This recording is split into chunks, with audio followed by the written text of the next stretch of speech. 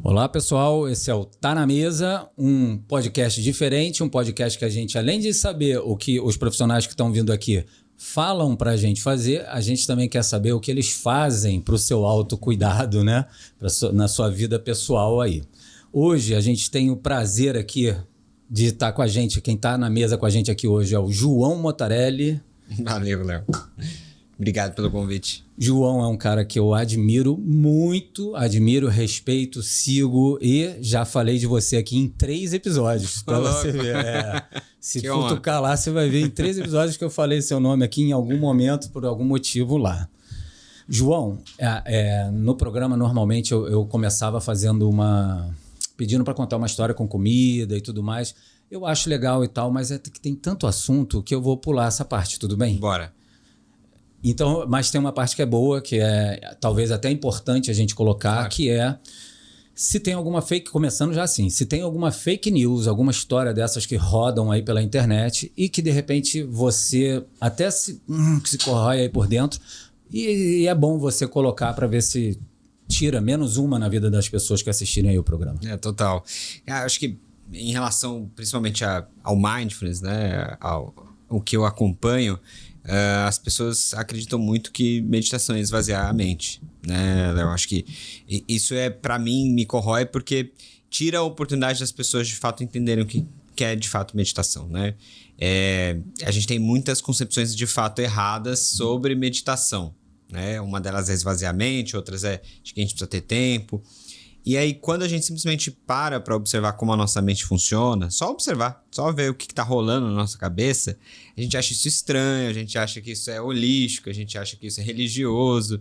Então, para mim, uma das coisas que mais atrapalham, de fato, a gente a entender o que é meditação, a principal delas é achar que, de fato, meditação é esvaziar a mente.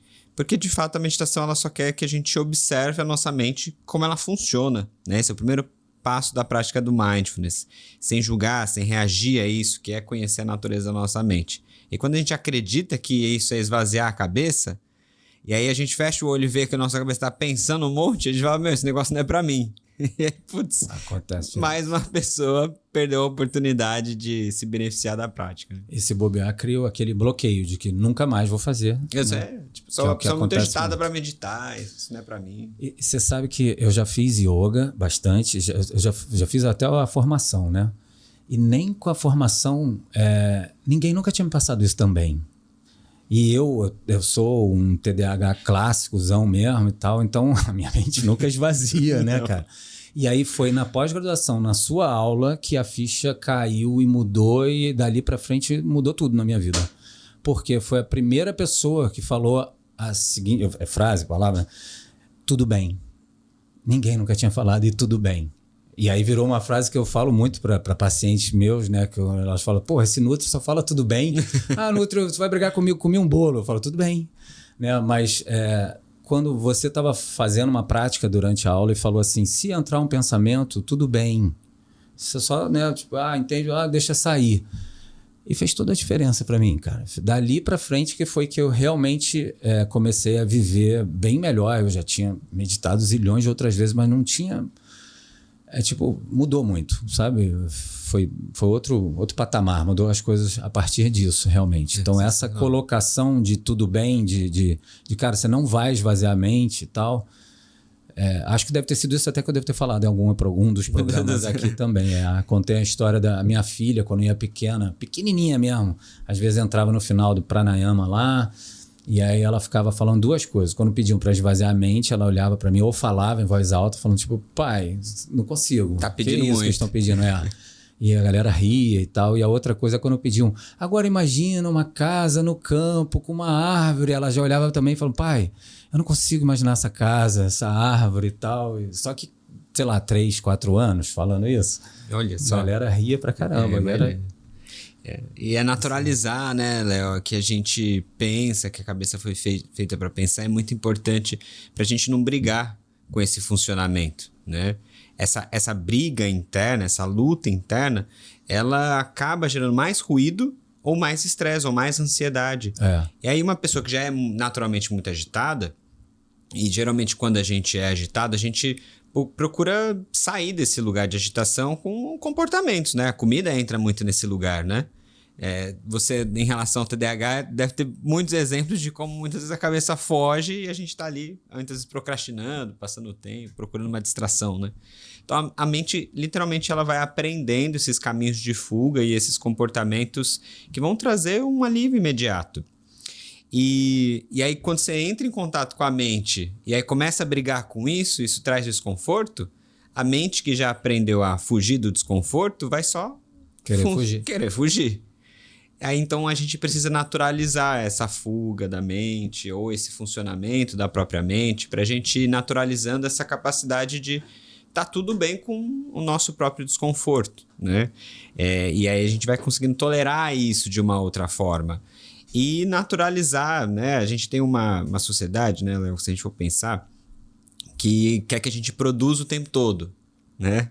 Então parece que se a nossa mente não está produzindo, ela está perdendo tempo. E a mente que está em silêncio, ou quando a gente se propõe a fazer silêncio, isso pode ser interpretado também como uma grande perda de tempo, né? Tipo, eu não tenho tempo para meditar, isso é perda de tempo, né? Só que acho que a meditação, uma das coisas que ela mais traz para a gente é entender o quanto de tempo a gente ganha na vida que a gente tem quando a gente medita. Porque se a gente passa a maior parte do tempo distraído do nosso dia, ou seja, a nossa mente está pensando em alguma coisa diferente do que a gente está fazendo, a gente não está vivendo de fato, né, o momento presente. E quando a gente vai ensinando essa mente a estar mais presente, a estar mais atenta, a gente vai ganhando mais vida na vida que a gente tem, né?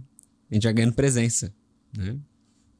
Eu lembro uma coisa que você falou em alguma das aulas, uma história acho que um grupo que botaram para meditar, era um grupo de monges budistas e um grupo pessoas normais, e para ver qual mente saía mais. Foi você que falou sobre isso? Pode ser que eu tenha.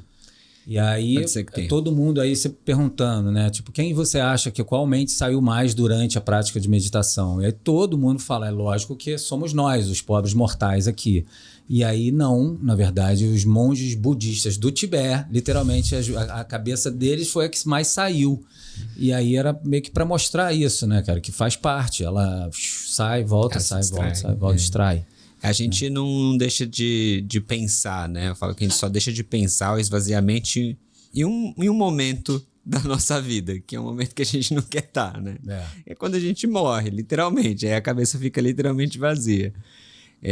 Mas esse exemplo, né, que você traz da diferença entre os monges e pessoas que não são meditadoras é muito para ilustrar o quanto naturalmente a nossa mente se distrai, e o que acontece é a gente ficar mais habilidoso para lidar com isso. E tem uma história também, falando de monge, né? Uma história que eu gosto muito de contar, que é do Dalai Lama. Ele tá dando palestras, né? Essa história, ele dando palestras no Ocidente para falar sobre a importância da meditação. E aí ele foi dar uma palestra para grandes líderes globais. E em uma dessas palestras, um desses empresários preocupados, né, levantou a mão e perguntou: Dalai Lama, quanto tempo de prática então a gente precisa ter para colher esses benefícios? Aí o Dalai Lama responde: não mais que 20 minutos por dia. Aí ele ficou intrigado assim e respondeu, né, olha, eu não tenho 20 minutos por dia, minha vida é muito corrida. No meu caso, quanto tempo você sugere? Aí o Dalai Lama responde: no seu caso, 40 minutos. Então, às vezes a gente acha, né, que pra gente ser agitado, a gente precisa se acalmar para meditar. Mas o caminho é que a meditação, o mindfulness, ele pode ser um lugar para a gente buscar encontrar a calma dentro do nosso próprio caos. E se a gente tem uma vida mais agitada, basicamente o que a gente precisa é de mais meditação. A gente precisa de mais tempo de prática e de exercício para que essa mente ela possa ficar mais tranquila, né? Então, eu gosto muito dessa história para ilustrar isso. Eu também. Acho ela o máximo. E eu acho que eu vou deixar, porque dá vontade de aprofundar aqui agora, só que tem tantas perguntas depois aqui para fazer que entram dentro desse assunto, que eu acho que eu vou deixar pular, tudo bem? De boa. Então agora a gente vai entrar na parte que você vai contar a sua profissão de bate-pronto, bate-volta. Bora. Beleza? O que você mais vê na sua profissão? O que eu mais vejo na minha profissão, infelizmente, são pessoas adoecidas do comportamento, Léo. Super entendo. E vejo também isso. O que você mais faz? O que eu mais faço, eu acho que é slide. E eu faço atendimento clínico e dar aula. O que você mais gosta? O que eu mais gosto é de ensinar. E a gente agradece por isso. Obrigado, Léo. A frase que você mais escuta? Frase que eu mais escuto é: se eu comer um pedaço, eu vou comer a barra inteira. A frase que você menos gosta de ouvir? Eu não vou conseguir deixar de me culpar por fazer isso. Ou não vou conseguir fazer essa mudança, né, que você está propondo. E o que pode e o que não pode na profissão? Eu acho que o que pode é a gente sempre acreditar o quanto a gente pode transformar de fato a vida das pessoas pela alimentação, né? Eu falo que a forma que a gente come é a forma que a gente vive, e quando a gente muda a forma de comer, a gente muda a forma de viver. Essa é uma frase de uma professora que eu tive, que é a Jan Chozen-Bays. Então eu digo que é muito importante, que pode e deve a gente colocar essa perspectiva na nossa atuação, né, profissional. O que não pode é a gente ser antiético, né, desrespeitoso, a gente colocar o nosso diploma acima do respeito, a gente achar que a gente está numa posição de poder diante do nosso conhecimento e usar isso como uma forma, muitas vezes, de coagir o nosso paciente a fazer algo que a gente julgue ser melhor para ele e não necessariamente o que é melhor para ele, né?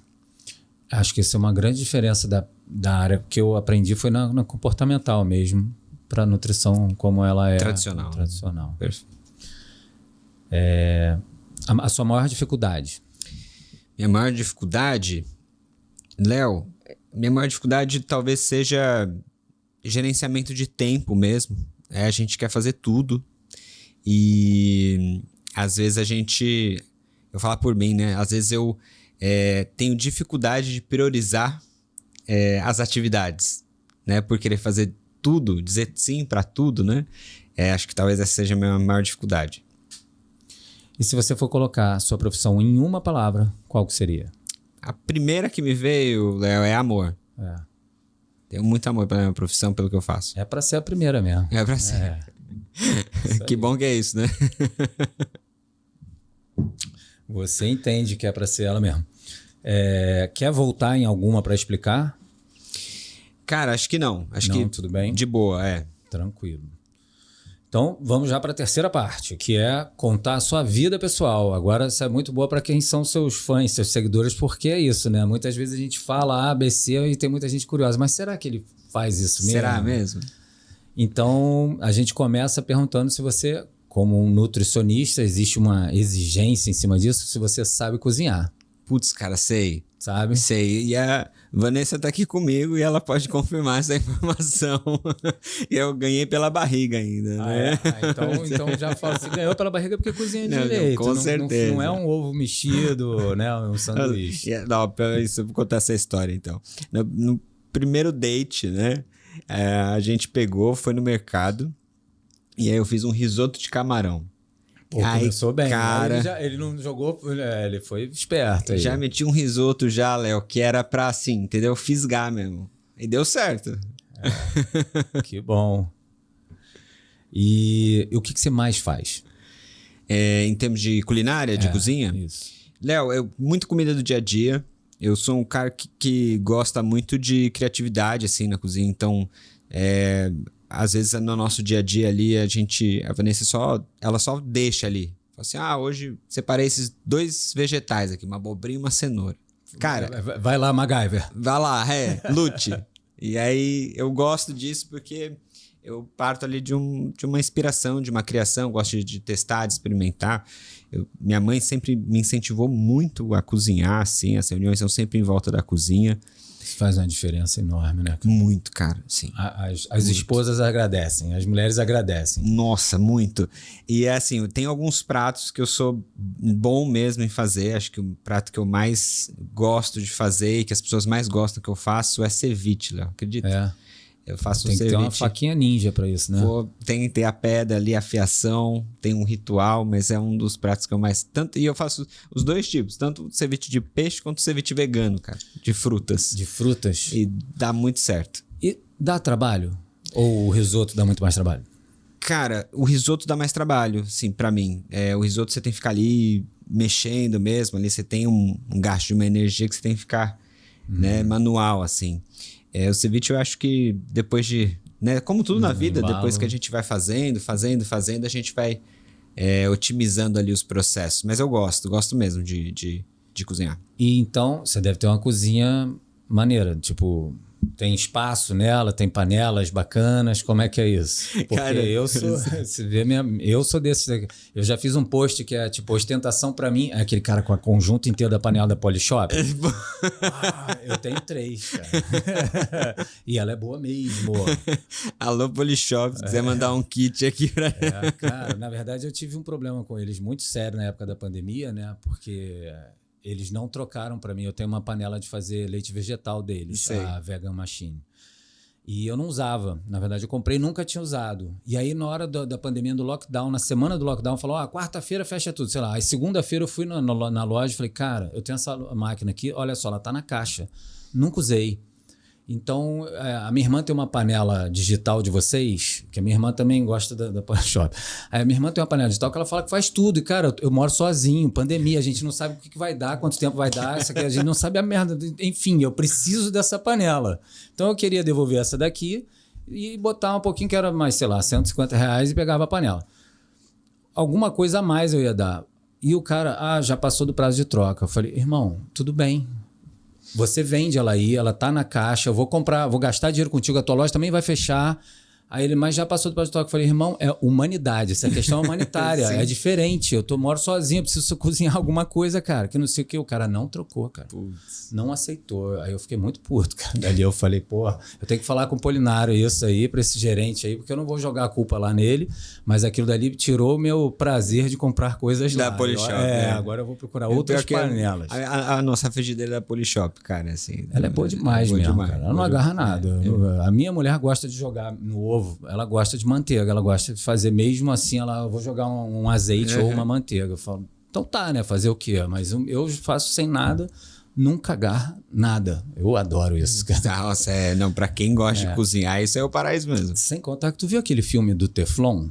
É um cara, filme vi. que nem da Erin Brockovich lá, aquele filme. Pô, depois que eu vi aquele filme, eu falei, nunca mais vai ter panela de Teflon na minha casa. Cara, eu vi. Eu fiquei com essa mesma sensação, né, com esse filme.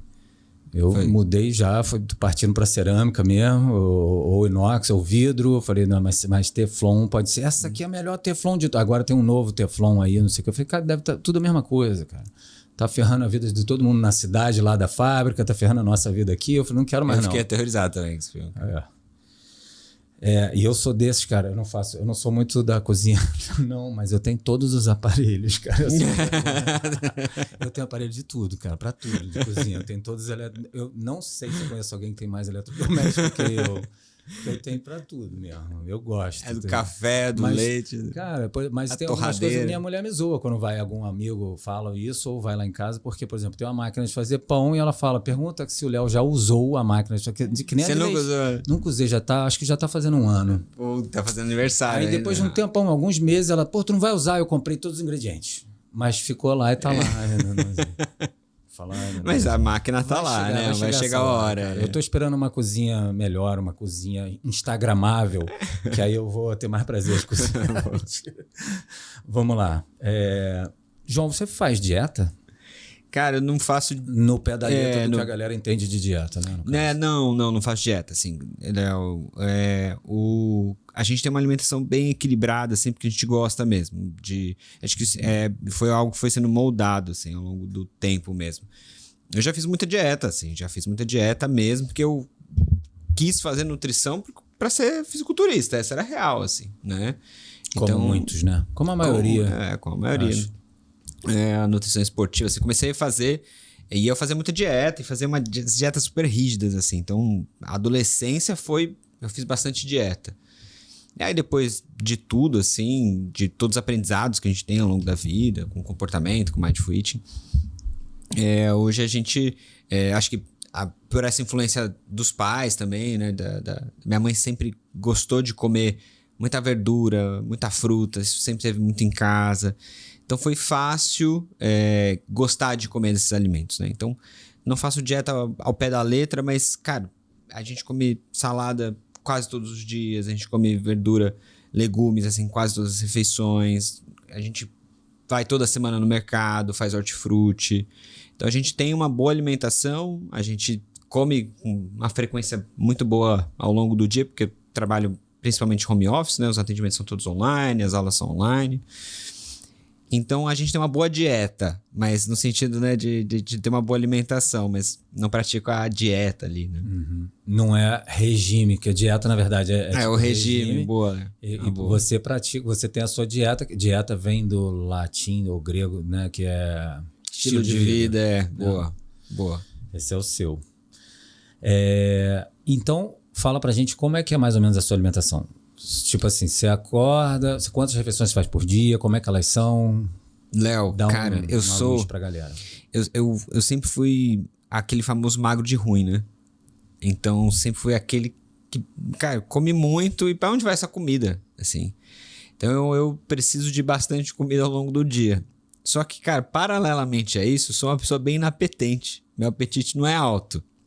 Então, assim, o exercício me ajuda muito a ter um apetite maior, mas eu faço 4, 5 refeições no dia. Então, é café da manhã, isso é a refeição que eu mais gosto. Acorda, de manhã é sempre mamão papaya, aveia. Esse é o padrão, cara. Isso eu faço isso uns 3, 4... É o mesmo café da manhã? É o mesmo café da manhã, uns 4 anos já. É meio mamão papaya, aveia, granola, aí um ovo de manhã, e aí geralmente ou é uma fatia de pão, um pão francês, ou alguma coisa ali que às vezes substitui.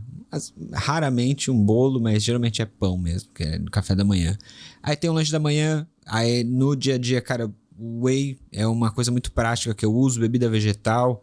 Eu não tomo leite há bastante tempo, porque eu tenho rinite alérgica, tenho dermatite, né? O leite ele piora bastante essas questões alérgicas para mim.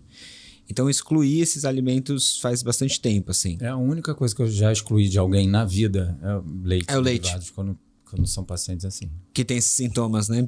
E responde muito, assim. Então, quando eu começo a comer mais queijo, quando eu começo a comer, eu começo já com alguns sintomas mais alergênicos, assim. Que eu gosto.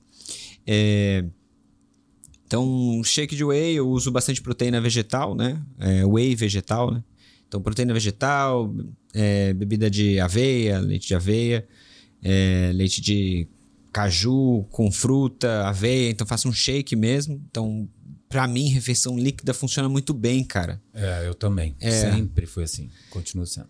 Entre comer muitas vezes e tomar alguma coisa, tomar pra mim é muito mais apetitoso, é mais fácil, me alimenta mais. Eu gosto de falar e mostrar até, porque eu faço tipo umas 4, 5 vezes por semana, eu faço uma vitamina. E eu falo muito para as pessoas, eu falo, gente, olha a minha vitamina comparado, às vezes eu comparo com alguns pacientes, eu falo, não é porque eu sou o cara fodão, mas olha a minha vitamina e olha o seu dia inteiro.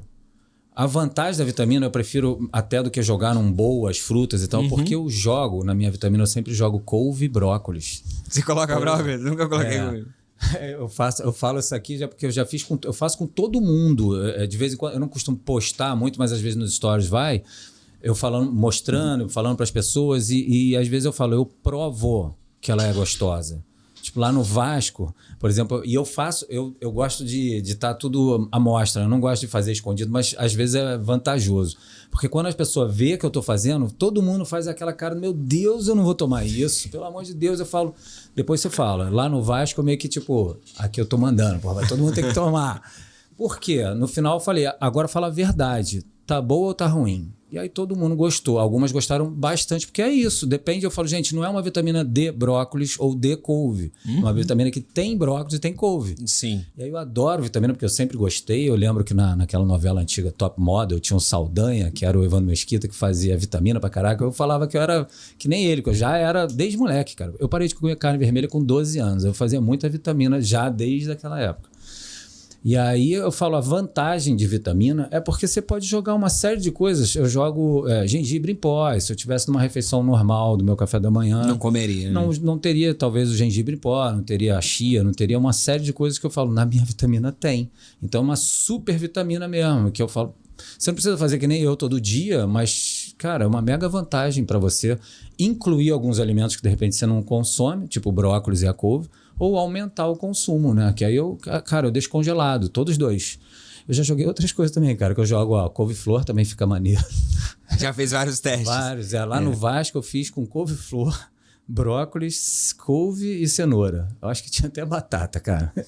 Eu jogo porque eu falo, gente, foi assim. Tudo começou quando eu falo, todo mundo, eu já vi muita gente fazer suco verde, a base é o suco, couve. E ele não fica ruim porque tem maçã pra caramba, as frutas que vão adoçar. Eu gosto muito mais de vitamina e grossa do que de suco. E aí eu falei, aí eu tirei aquela ideia, por que não jogar uma couve na vitamina? Eu jogo no meu açaí, cara. Eu compro açaí na rua, levo pra casa e bato com couve. Nunca fiz. Porra, faço toda hora. A minha mulher fica achando um absurdo e pra mim eu já prefiro assim. E aí eu depois um dia tinha brócolis na geladeira, eu falei, por que não? Bora. Falei, quase deu não bom. Muda. Beleza, continuei. Aí um dia tinha couve-flor, falei, também vai. Aí agora o que tá na geladeira eu vou jogando. Já teve erros, cara. Beterraba, por exemplo, não ficou legal. Não ficou legal. Não. A cenoura dá muito certo. Funcionou legal. Mas eu gosto bastante, cara, de vitaminas. Funciona muito bem porque, principalmente, igual você colocou, né? De coisas congeladas, né, cara? Assim, bater coisa congelada com bebida vegetal e uma proteína, né? Um whey ou uma proteína vegetal, dá muito certo. Também acho. Esse é teu lanche? Geralmente esse é o lanche da manhã ou até mesmo o café da tarde. Almoço sempre é arroz, feijão ou alguma leguminosa, lentilha. A gente tem reduzido muito o consumo de carne também, bastante assim. Então, às vezes a gente faz totalmente sem carne, né? Um prato bem vegetariano. Então, entra tofu, entra cogumelos, entra só, às vezes, as leguminosas e às vezes entra também a proteína, né? Mas principalmente a gente usa bastante peixe, né? E frango, né? O lanche da tarde é bem parecido com esse lanche da manhã ou café da manhã, e o jantar ou é a repetição ali do almoço ou a gente faz um lanche. Aí esse lanche geralmente a gente já coloca ali um patê de atum, um patê de frango ou um ovo. Gosta de comer, sabe? Lanche é uma questão muito pessoal minha, assim, às vezes eu não tenho apetite para repetir o almoço, comer o arroz, o feijão ali, né? Então o lanche cai muito bem, cara. Em casa, quando você era pequeno, era jantar ou era lanche na sua família? Era bem dividido, viu? Acho que teve uma fase que era mais jantar mesmo, e depois era se vira. Cada um se virava ali com o que tinha. Aí entre os lanches. Lá em casa, minha mulher é de jantar. É de jantar? E eu não. Então tem de vez em quando eu acompanho, mas é muito de vez em quando. Prefiro lanchar. Final de semana muda muito pra você? Muda um pouco, assim, porque tem os eventos sociais, ou às vezes a gente vai pro restaurante, mas a gente gosta bastante de rotina, né? Então, acorda no mesmo horário, vai dormir no mesmo horário, ou próximo do mesmo horário, faz atividade física. Então, a frequência das refeições praticamente não muda, o que é muito bom. O que acaba mudando mesmo é se a gente vai ter algum evento social ou não. Então, se vai jantar em algum lugar, né, a refeição acaba mudando. E se a gente vai receber alguém em casa, a gente cozinha. Então, entra o ceviche, entra, né, os pratos que a gente sabe cozinhar. Ou se a gente vai na casa de alguém, também acaba mudando mais nesse sentido, assim. A gente vai acabar dando uma aprofundada para um ponto que poderia perguntar aqui agora, mas tem uma parte que eu faço uma brincadeira daqui a pouco, não sei se você já viu, sabe essas postagens que Nutri faz? Acho até que eu posso jogar ela aqui agora, depois a gente volta. Sabe essas postagens que Nutri faz muito, tipo, vai no supermercado e fala, compro, não compro, compro, não compro? Então, é a mesma coisa. Então, aí a gente vai saber o que você pode estar comprando para sua casa aí e consumindo de vez em quando. Porque, por exemplo, você não falou de nenhum Doritos, por exemplo, nenhum biscoito. Vamos ver, então. Então é de bate pronto também. Bora. Meio que eu vou perguntar, você vai falar, tipo, se compra ou não para sua casa, beleza? Nugget. Não compro. Miojo. Não. Suco de caixinha. Se for um 100% suco, sim. Refrigerantes. Sim. 0, geralmente. Lasanha pronta. Não. Pizza pronta. Não. Biscoito recheado. Também não. Biscoito polvilho? Também não. Algum tipo de biscoito? Algum tipo de biscoito? Sim, geralmente os amanteigados. Biscoito doce. Doritos? Doritos, não. Garitos? Garitos, não. Chocolate? Sim. Cerveja? Putz, Léo. Raro, bem raro. Vinho? Sim. Queijos? Sim. Frutas? Sim. Hambúrguer? Sim, hambúrgueres vegetais. Legumes e verduras? Sim. Pães? Sim. Requeijão? Requeijão é raro. Muito raro. Manteiga? Sim. Óleo de coco? Não. Bolo pronto? Sim. Sucrilhos? Bolo pronto é o bolo, aquele Puma ou é aquele Tanto bolo... faz, pode especificar. Algum bolo, então compra. Sim, bolo, eu sou o cara do bolo simples, cara, eu gosto muito. Sucrilhos? Sucrilhos não. Cornflakes? Cornflakes sim. Granola? Sim. Torradas? Dificilmente. Nuts? Sim. Iogurte? Sim. Pronto. Boa. Agora a gente fica sabendo agora um pouco mais, né? boa. Uma forma rápida de saber um pouquinho melhor. Você falou do Garitos, cara. Eu não sei o que é Garitos. Garitos no podcast anterior, ela também falou, não sei nem o que é isso. Eu falei, Garitos é um Doritos de mais qualidade, que é um que começou pelo Zona Sul, que é o supermercado, eu acho que só daqui do Rio, e hoje em dia já está mais difundido aí. Que eu brinco e falo, cara, o Doritos, ele tem muito mais tempero, né? A minha irmã, por exemplo, quando ela come Garitos, ela odeia. Eu tenho duas irmãs em extremo opostos, né? E aí uma que come muita besteira, ela fala, que merda de biscoito é esse? Não tem nem gosto. tem sabor, sabe? Ela gosta do outro, que eu falo, pô, o outro, quando você pega o Doritos, fala, tua mão agora vai ficar amarela até o ano que vem.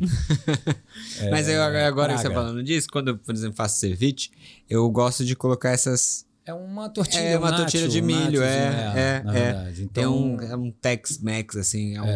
Eu gosto muito, cara. Na verdade, isso é um dos problemas da minha vida.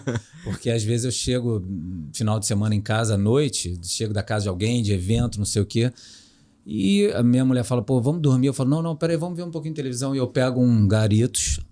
Às vezes, minha mulher faz guacamole uma vez por semana, mas às vezes não fez. Eu abro o requeijão e Garitos com requeijão e como o pacote inteiro. E de madrugada, ainda por cima. Cara, isso pra mim, eu sei o quanto é ruim e eu tô tentando diminuir isso na minha vida. A válvula de escape. Vamos voltar aqui então agora, onde a gente estava. Final de semana. Tem alguma coisa específica?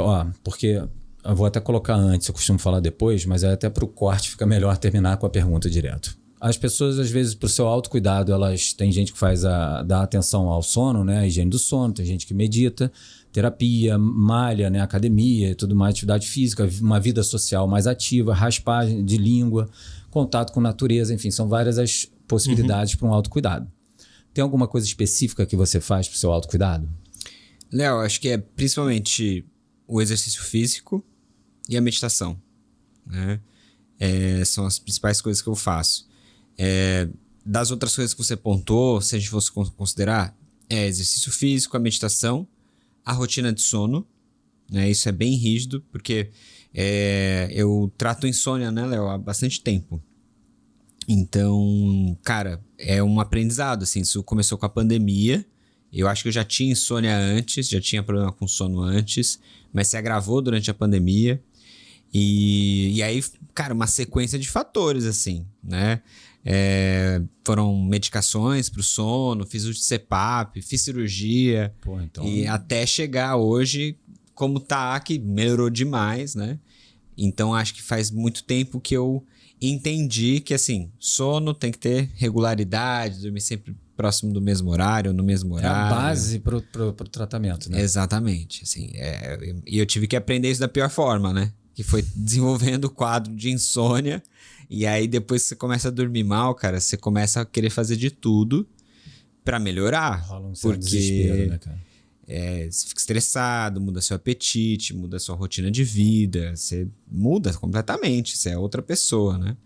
Então, acho que do autocuidado é essas rotinas, assim. Eu aprendi muito com a Vanessa também, assim. Ela tem muitas rotinas de cuidado, assim. Então, umas coisas que eu acho que diferencia muito esse lado feminino e masculino, assim, né? Sendo bem dicotômico.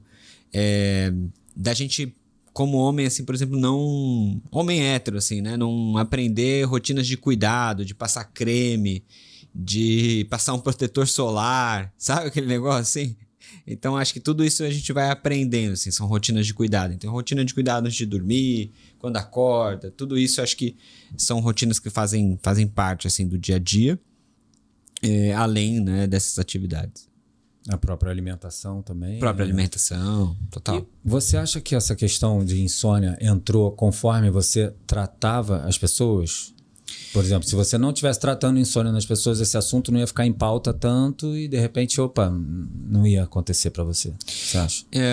Léo, eu acho que o fato de eu estar na área da saúde ajudou eu a entender que o que eu tinha era um quadro de insônia. O atendimento... ele não tinha um impacto direto, assim, na insônia especificamente. Mas com o desenvolvimento da insônia, eu deprimi, entrei num quadro depressivo, eu tive que parar de atender durante 1 ano e meio, durante a pandemia, porque eu simplesmente não conseguia, de fato, atender as pessoas, assim, não conseguia estar bem para atender as pessoas. Então, o meu quadro de depressão foi bastante grave, né, inclusive.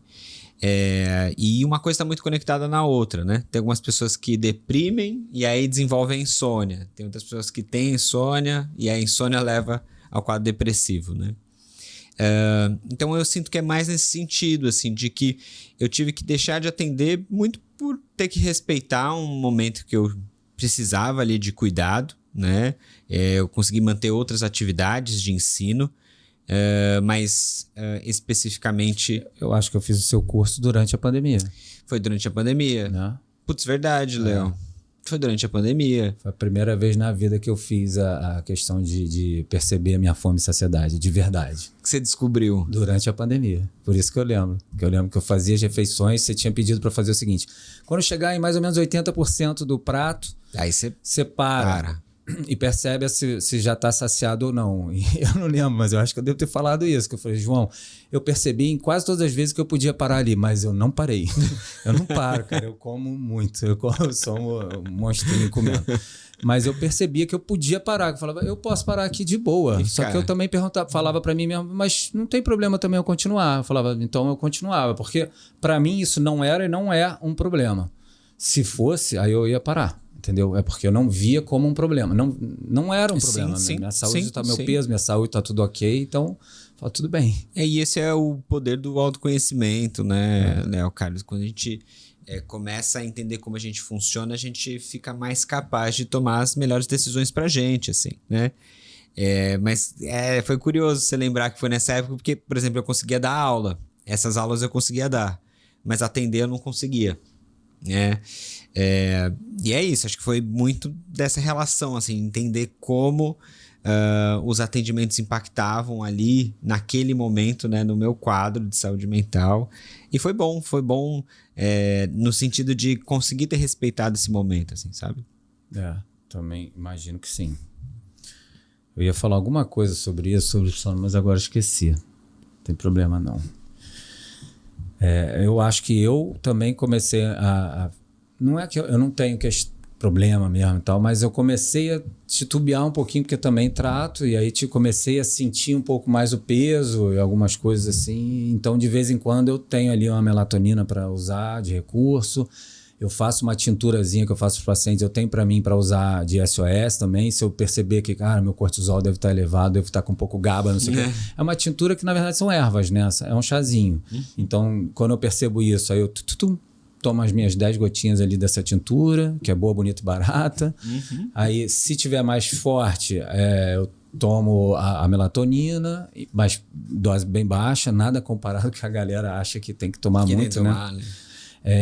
E às vezes eu também consumo muito cacau à noite, que também ajuda, né? Então, como eu às vezes à noite faço aquela ceiazinha, tipo da vitamina, mas na verdade é tipo whey, ou whey com iogurte, não sei o que, eu sempre uso cacau, para garantir que vai favorecer também nisso. Sono.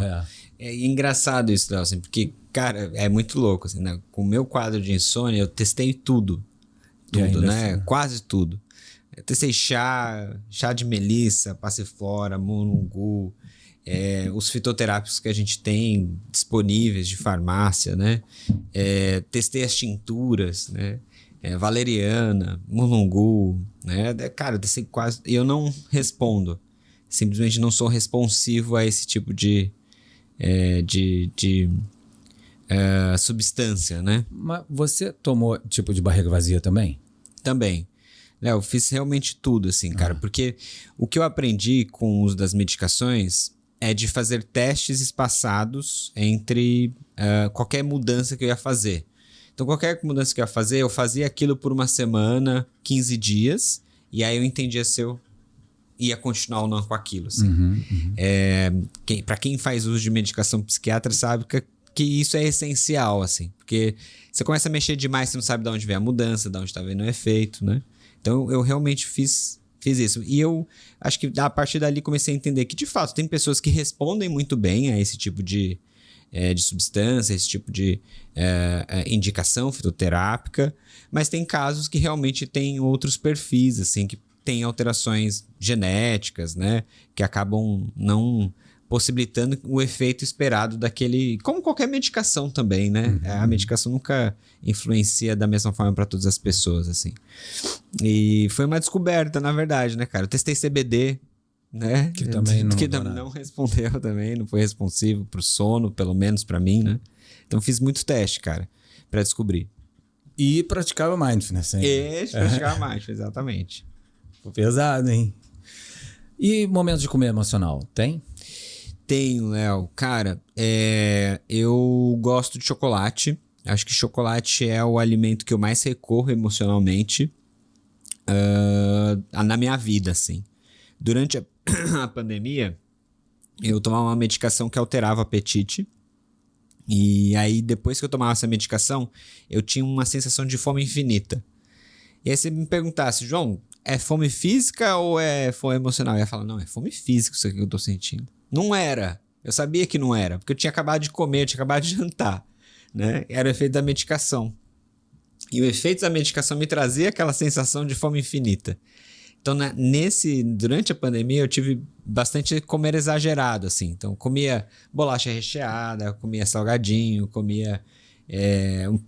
Foi a primeira vez que eu comi uma barra inteira de chocolate, né? E comia, assim, tranquilamente. Abria a barra, assim, não cortava o quadradinho e comia com atenção. Eu comia a barra inteira. Direto. Foi aí que eu entendi, que falei, nossa, cara, tem alguma coisa errada. E aí era muito efeito da medicação. Depois que eu tirei essa medicação, isso parou mesmo, real. Os médicos podiam falar isso, saber ou falar isso, né, para os pacientes. Porque Sim. às vezes o paciente toma alguma coisa para ficar bem, ganha 20 quilos aí, fica mal por isso. E deprime, cara, piora o sono. Concordo. E no meu caso, cara, hoje, às vezes, no final do dia, eu gosto muito de assistir série, né, também. No final do dia, eu às vezes acompanho ali, após o jantar, a refeição, como um chocolatinho, ou depois do almoço, um café, um chocolatinho. Acaba entrando ali, mas o meu principal recurso é o chocolate, cara. Impressionante. Falo com bastante frequência, falo aqui, falei quase todas as vezes nessa pergunta que eu falo, o problema é volume e frequência, né? Se Sim. não tiver nem volume nem frequência, tá de boa. Exatamente. Né? Tudo tem um contexto, né? Tudo tem um contexto. Mas às vezes eu tava para te fazer uma pergunta em cima disso, porque eu falo tanto nesse ponto que, tipo, cara, se não tiver frequência, principalmente volume, porque às vezes você não tem tanta frequência, mas quando vai comer, igual eu já tive pessoas assim, que quando vai comer o chocolate são 5 barras. Eu tinha uma paciente que ela comeu os 100 docinhos que a filha ia vender, sair para vender com a amiga Caramba. dela. Ela falou, deixa eu pegar um. Ela, peraí, deixa a caixa inteira aqui, comeu os 100. Mini brownies, eu não lembro o que era. Então, esse volume, mesmo sem frequência, também é muito danoso.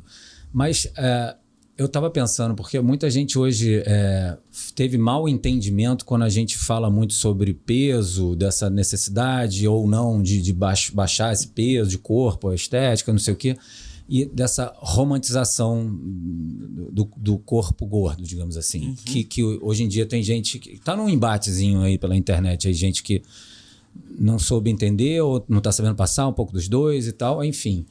Eu tava pensando, cara, esses dias, se eu também não tô como se estivesse romantizando essa questão da fome emocional, porque eu falo, gente, é normal, todo mundo tem. E aí eu tenho que tomar um cuidado quando eu falo isso, principalmente às vezes aqui, porque quando é com paciente eu explico esse meu cuidado, Sim, olha, sim. tal. Mas aqui não, então desculpa se eu liberei as pessoas para comer. Né? Você tá validando e aí a pessoa sai, então tá.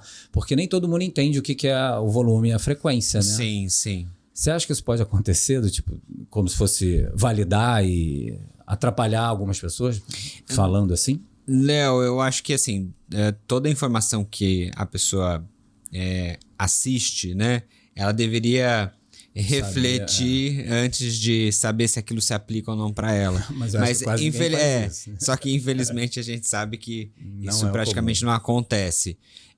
Porque quando a gente fala, a gente sempre tem um lugar da onde a gente está falando aquilo e de quem a gente está falando, né? Então a gente pode ter uma pessoa que talvez tem uma tendência a ser mais restritiva e fala assim, comer emocional, isso não faz o menor sentido para mim, né?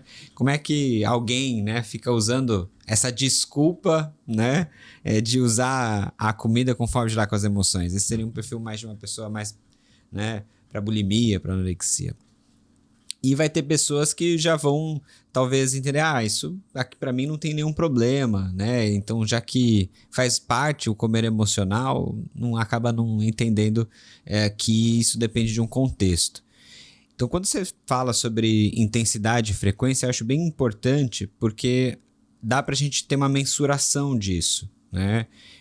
Eu acho que os seus exemplos foram muito claros mesmo. No meu caso, por exemplo, a frequência do consumo de chocolate dá para considerar elevada, né? Diário, comer chocolate diariamente é elevado? Depende. Então, na quantidade que eu como, fazendo a minha autoavaliação, tem esse viés, né?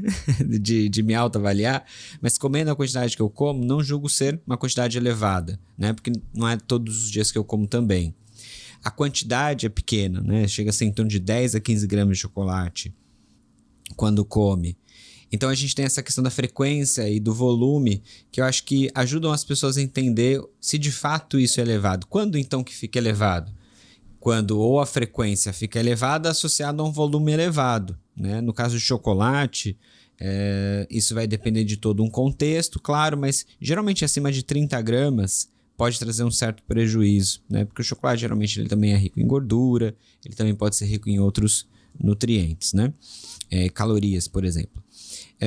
Se a gente estiver falando de um perfil metabólico, né, Léo? Assim, acho que a gente fala paciente com hipertensão, um paciente com diabetes. A gente sabe que essa gordura saturada pode alterar metabolicamente esse indivíduo.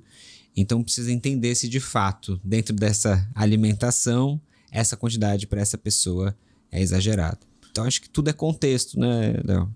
Essa sua colocação foi boa para essa galera de internet, que quer essas respostas todas. Você pode me dar o aval, sim ou não? Eu falo, cara, é dentro de um consultório. Exatamente. Porque tem toda uma análise aí, tem que se Exatamente. aprofundar para poder dizer se sim ou não. Exato. Qual é o volume para você. Exato, né? Exato. E até além disso, né, Léo, assim, porque a gente tem a informação, a gente precisa ver se o seu comportamento está funcional, né? Então, se no seu caso a questão é que toda vez que você não está comendo porque você não tem em casa, mas quando vai comer você perde o controle, a questão não é necessariamente o chocolate, né? Mas é a perda do controle do impulso. E aí a gente precisa olhar para isso também, né? Então, não é necessariamente o alimento aqui, né? Vamos lá. Você já teve alguma crença limitante com comida? Algum mito que você escutou? Pode ser quando jovem, tá? Cara, já muitos, assim, de comer carboidrato à noite engorda, a alimentação tinha que ser zero gordura, então eu cozinhava sem óleo, né? Tudo tinha que ser integral, a ponto de chegar na casa dos meus pais, né? Minha mãe cozinhando, aí de repente, macarrão normal não é integral? Não, isso aí vai me dar um pico de glicemia, não vou comer. E não comia, cara, assim, então... aí minha mãe de repente, né, tentando fazer alguma coisa que eu pudesse comer... me perguntando o tempo todo se eu podia cozinhar daquela forma, se eu ia não comer. Já vi que no início da nutrição tua mãe sofreu, né? Muito, só cara. Depois que ela falou, ai que bom que meu filho seguiu para outra direção. Que alívio. Exato. E ó, a fita soltou, hein? Descolou ali. Depois cola. Vamos lá, deixa eu ver outra aqui. Atividade física. O que você faz? Como é que são os seus treinos? O que você treina? Como é que é isso? Léo, eu comecei na nutrição por conta da musculação, né? Eu comecei a fazer musculação com uns 15 anos de idade, 14, e eu era baixo peso, cara. Meu IMC era 16,5, 17 na adolescência, né? Então, Perdão, é porque eu fui olhar a questão da fita e não passei para a câmera dele. A sua pergunta tá ok.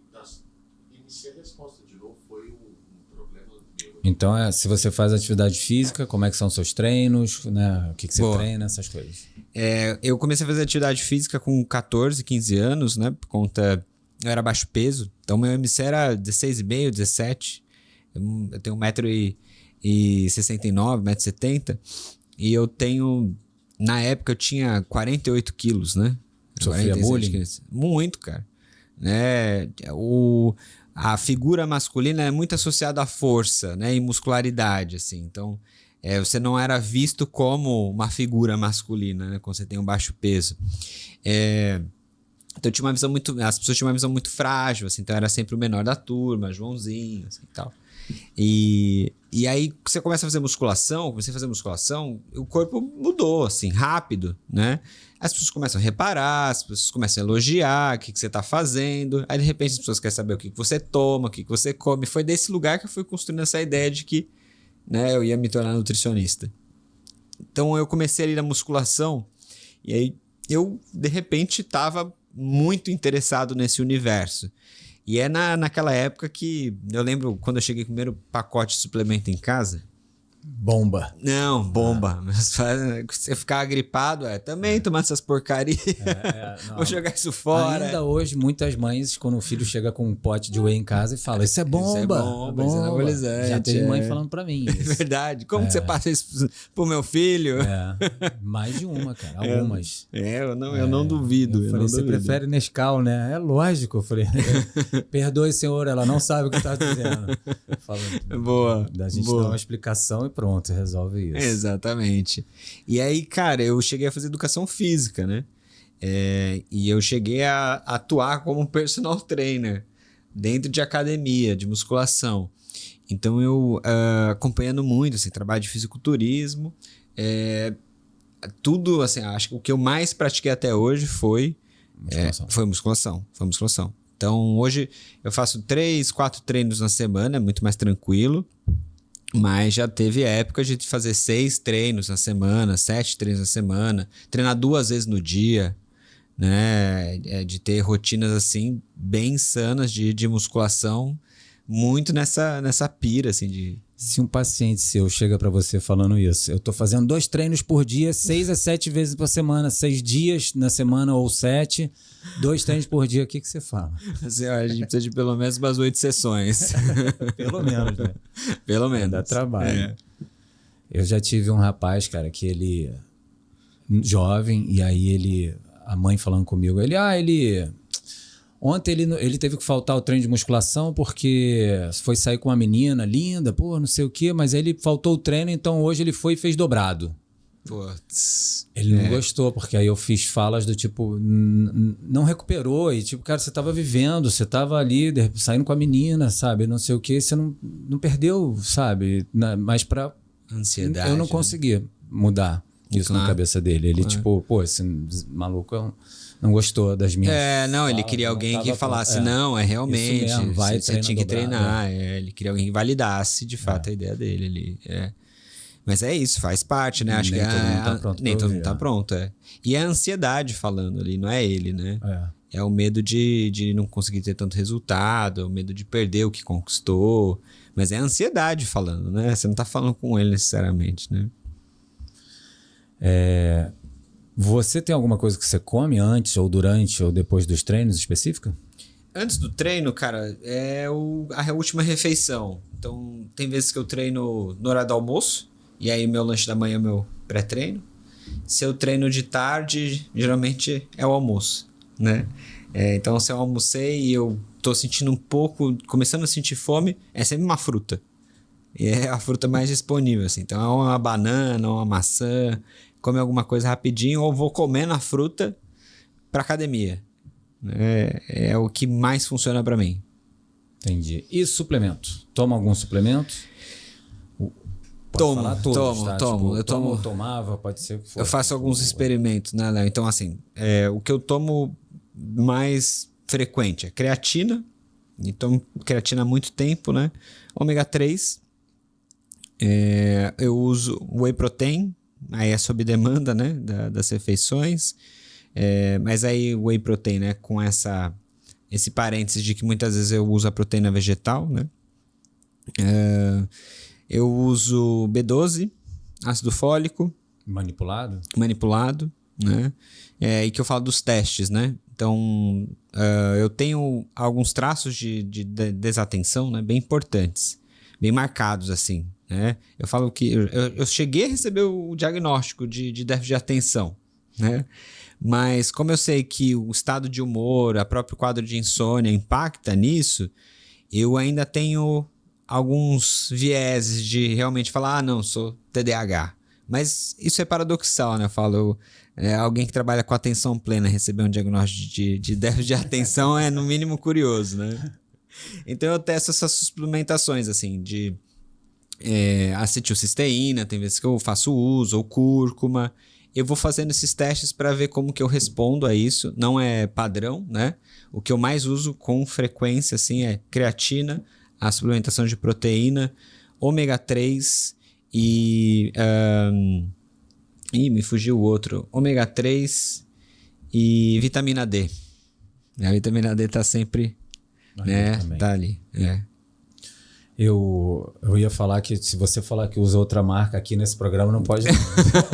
Mas eu tô brincando.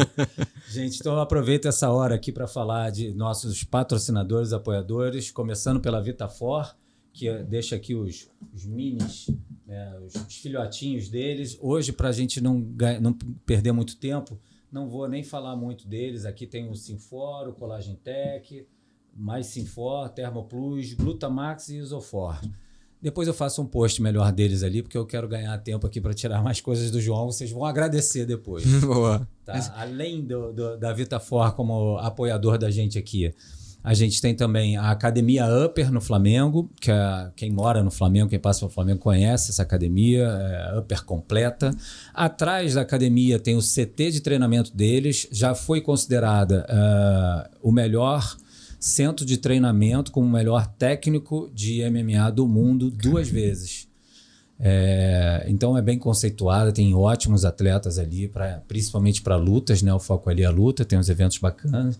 E a gente também tem de patrocinador o Brava A Praia Clube, que é um clube de canoa havaiana, que é onde eu remo também, né? Não tenho ido muito não, estou meio devagar, mas é um esporte que é muito legal porque une o contato com a natureza também, então eu sempre incentivo isso. Acho que você tem mais ganhos até do que algo indoor, mas sem tirar a necessidade, a importância da musculação. Acho que é sempre ela junto com outros esportes.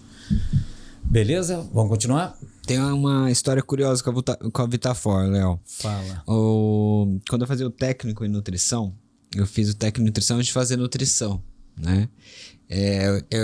Sabe aquela história de você comunicar para sua família que você toma uma decisão de qual profissão você vai fazer? Quando chegou esse momento, eu cheguei pro meu pai, né? E pra minha mãe, disse, eu quero fazer nutrição e educação física. Léo, eu me lembro como se fosse ontem, cara. Meu pai chegar pra mim, olhar pra minha cara assim, né? Eu falo que ele praticamente respondeu, cara, você quer passar fome? Muita fome.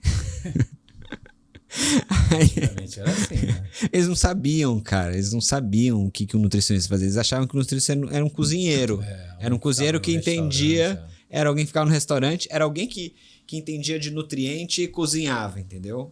Era uma coisa muito hospital, assim. Minha mãe também não entendia. Pô, na família do meu pai tem eu da área da nutrição e mais um irmão que é dentista. Do parte de mãe, cara, não tem ninguém da área da saúde. Eu sou o único profissional da saúde, né? Então, é algo realmente muito distante para eles e principalmente falando isso há 12 anos atrás, né?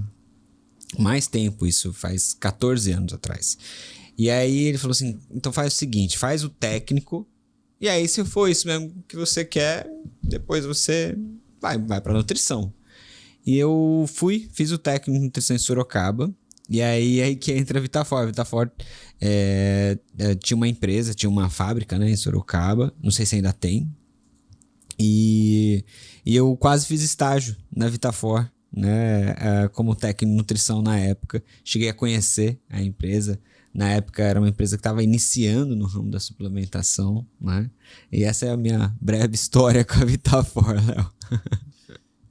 Eu gosto de alguns produtos deles, eles têm uma linha bem ampla, né, cara? Já tiveram maior, inclusive de fitoterápicos e tal, e deu uma parada, mas acho que agora voltou. Então eu gosto dessa, porque eu tenho outros olhares para suplementação, né? Além de algo mais sim. creatina, né? Whey. Embora eu ache, cara, tipo, Deus no céu, whey na terra. Eu sou muito fã de whey. Porque quando eu falo, gente, eu não sou cri-cri, eu não fico fazendo dieta, fico fazendo cálculo, mas aí eu falo, então tá, vamos dar uma olhada aqui.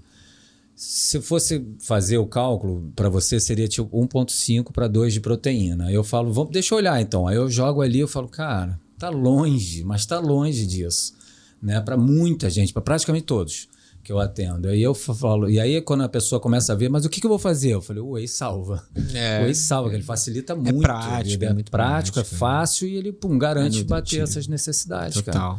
Cara. E completinho, né, cara? Independente da marca, do tipo do whey e tal, ele tem um aminograma que é bom pra caramba, não é né? Sim. Fora alguns outros estudos que mostram outras funções, digamos assim, outros benefícios de se tomar o whey, além do que a galera imagina, literalmente proteína e músculo. Como só um suplemento, né, de proteína.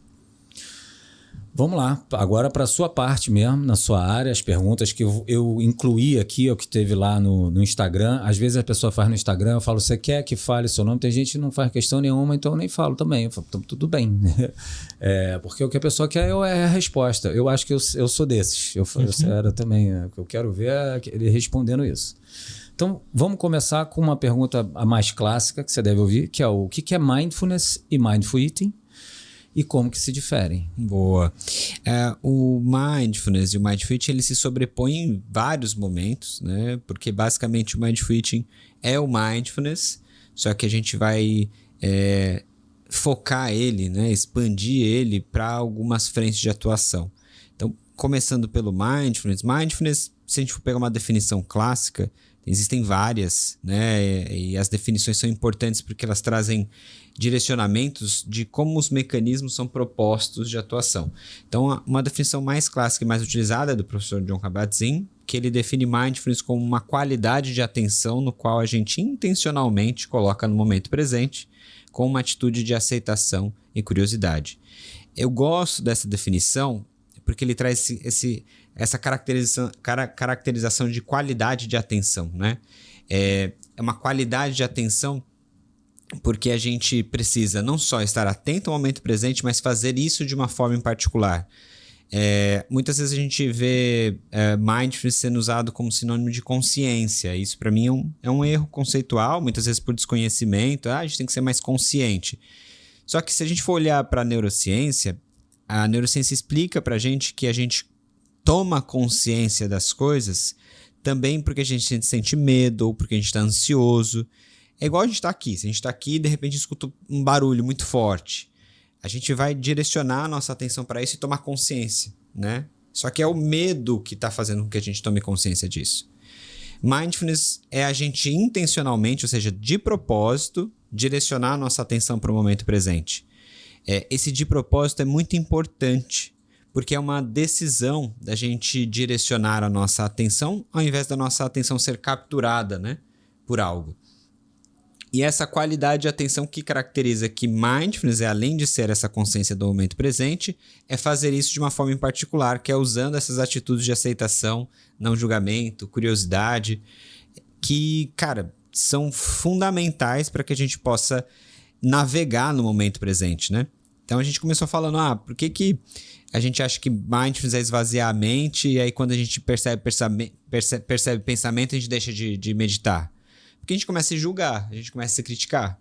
A gente começa a falar, esse negócio não é pra mim, eu não consigo prestar atenção em nada, eu sou muito desatento, eu sou muito ansioso. A gente entra nesse fluxo, assim. Então, a parte do contato com o momento presente, você conseguiu fazer, você conseguiu observar o que estava acontecendo ali. Só que você não fez isso com essas atitudes. E por não ter feito isso com essas atitudes, você acabou não conseguindo entrar nesse estado de qualidade de atenção, que é mindfulness. Se a gente for olhar para o Mindful Eating, existem muitas definições. A definição que a gente usa pelo Instituto Consciência Alimentar, que é um instituto que eu fundei desde 2021, onde a gente trabalha formando novos profissionais para atuar com essa abordagem, onde a gente leva o Mindful Eating para a população geral.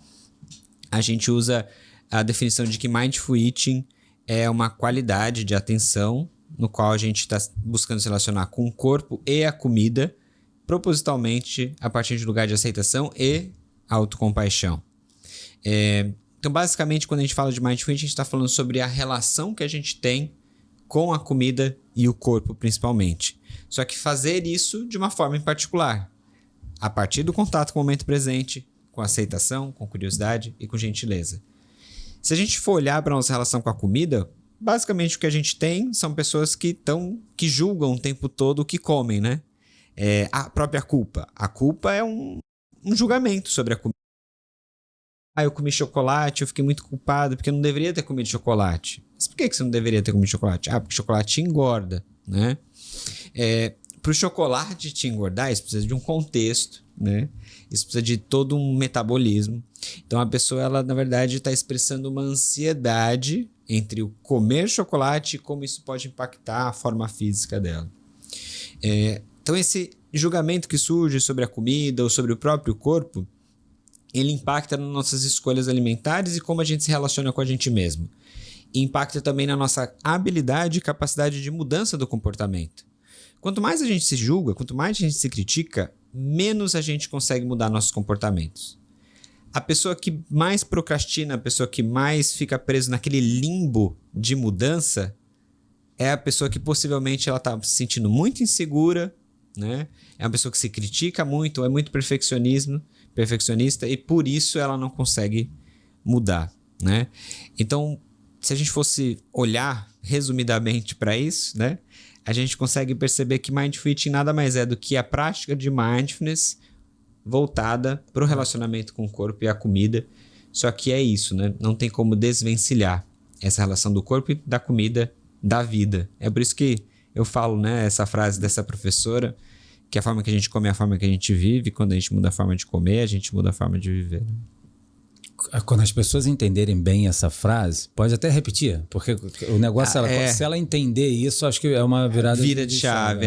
A forma com que a gente come é a forma que a gente vive, né? Ou seja, a nossa relação com a comida é um microcosmo da nossa relação com o restante de toda a nossa vida. A pessoa que se culpa por comer um chocolate é a pessoa que se culpa quando ela sente que falhou em qualquer coisa na própria vida, né? É a pessoa que também pode ser muito dura e muito autocrítica no trabalho, nas relações, com o próprio corpo, consigo mesmo. Então a gente vê que a relação com a comida, ela revela a forma com que a gente se relaciona com o restante do nosso próprio universo, né? Da nossa própria vida. E é por isso que quando a gente muda isso, a gente vai mudar também a forma de viver. Mas muitas pessoas associam o mindfulness literalmente à meditação. Sim. E mindfulness não é a mesma coisa que meditação. Não é a mesma coisa, e essa é uma diferenciação bem importante, né? Porque, cara, a meditação é uma forma de praticar mindfulness. Então, a gente tem até um nome que a gente dá para isso, que é meditação formal e informal. A prática formal é quando existe uma formalidade, sendo redundante aqui, né? Existe uma formalidade. Geralmente essa formalidade requer que você tenha uma postura de prática. Geralmente sentado na cadeira, os 2 pés em contato com o solo, as mãos repousadas sobre o colo, coluna ereta, ou a postura, né, perninhas cruzadas, enfim. E você vai ser, muitas vezes, ou se autoconduzir por uma meditação, caso você saiba fazer isso, ou você vai fazer uma meditação guiada ali no aplicativo, né? Essa é uma meditação formal, ela tem um começo, um meio e fim, ela tem uma pessoa te guiando por uma prática específica, e é uma forma de praticar mindfulness, né? Que é muito importante. Quando a gente olha para estudo, pesquisa, já se sabe que 4 semanas praticando meditação mindfulness já são capazes de modificar a forma com que o nosso cérebro funciona, melhorar a função de algumas partes do nosso cérebro que são responsáveis pela tomada de decisão, planejamento, controle do impulso, regulação das emoções, por exemplo. E tem estudos que mostram que a prática informal ela pode trazer efeitos similares ou contribuir tanto quanto a prática formal para esses benefícios. Então, o que seria a prática informal? Se mindfulness é uma qualidade de atenção que requer que a gente esteja atento ao momento presente sem julgamento, eu posso estar fazendo isso agora, enquanto eu converso com você. Eu posso estar fazendo isso enquanto eu como, eu posso estar fazendo isso enquanto eu lavo a louça, enquanto eu tomo banho, enquanto eu converso com as pessoas. Minha forma de viver passa a se tornar, né, uma forma conectada com o momento presente. Porque a ideia é essa, né? A ideia é essa. A gente, claro, entendendo o nosso funcionamento, sabe que a gente não consegue estar 100% focado o tempo todo no que a gente chama de momento presente, né? Só que hoje, geral, tá mais pro contrário, né? Muito por causa do smartphone e tudo mais.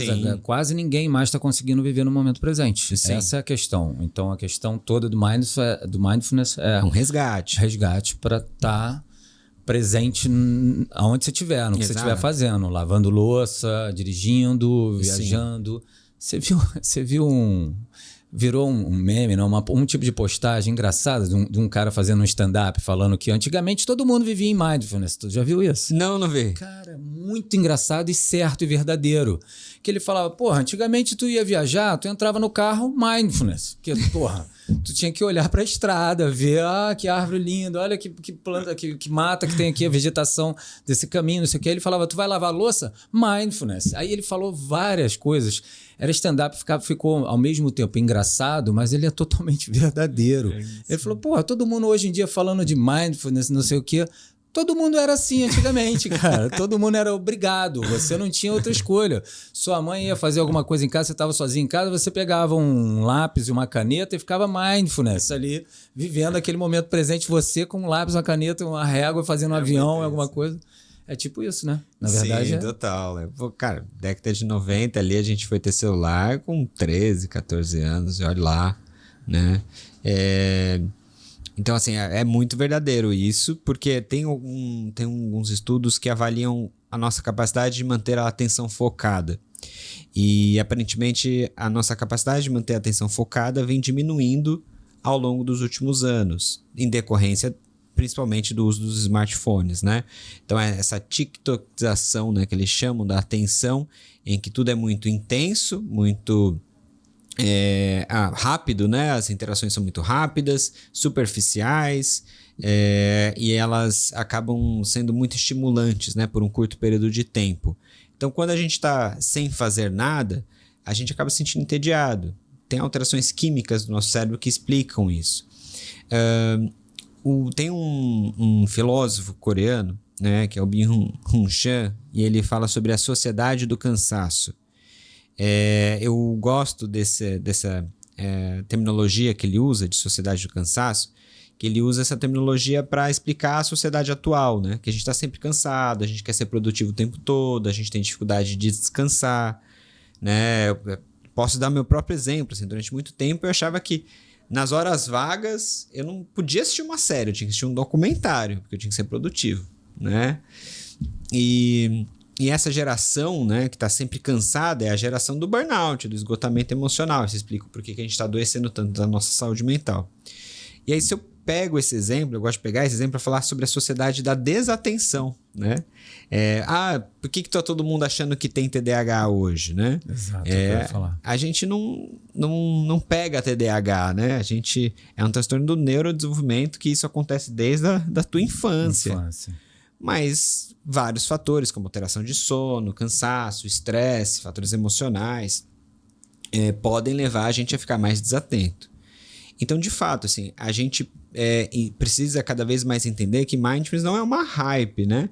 Mindfulness se tornou uma necessidade porque cada vez mais a gente vai entendendo que a gente está desconectado do momento presente. Né? Acho que a família, por exemplo, agradece, né? Total. Você vive muito mais ela também, né? Mas, e por que você acha que muita gente não aceita bem, embora você já tenha falado mais ou menos isso, por que muita gente não aceita bem a prática de meditação? Eu acho que tem todo esse contexto, né, que eu trouxe, da gente ver a meditação como perda de tempo, da gente ver meditação como algo estritamente religioso, que a gente vê meditação, para mim, não funciona porque eu sou uma pessoa muito ansiosa, né? A gente ter essas barreiras em relação à prática de meditação. Então, eu acho que existem ainda essas barreiras, que elas precisam ser superadas, e é muito bom poder estar falando sobre isso, né? Mas eu entendo que existe dentro dessas barreiras formas de serem superadas essas barreiras, né? Peraí, quem tá ali, Heitor ou... Sou eu.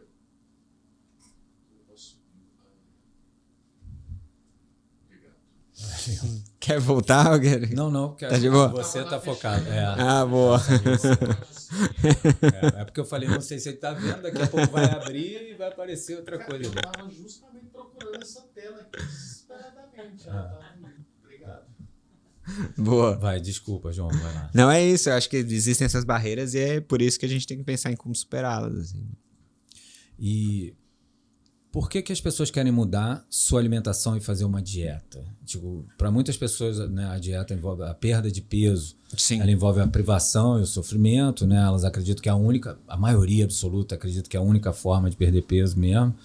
Mas por que você acha que elas querem tanto essa mudar a alimentação? Qual o objetivo que está envolvido nisso, né, para buscar uma dieta? Esse mesmo filósofo, né, que escreveu sobre a sociedade do cansaço, ele fala sobre a estética do liso, né, que hoje o corpo, que é chamado de corpo belo, né, ele não tem rugas, ele não tem manchas, ele não tem pelos, né, é um corpo que não tem celulite, né. O professor Rodrigo, né?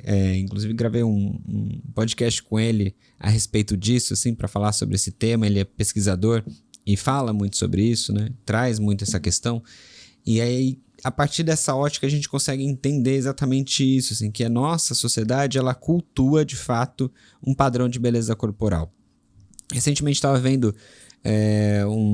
uma partilha sobre a marca Victoria's Secret, né, que ficou muito famosa pelas modelos Angels, né, que são ultra magras na década de 90.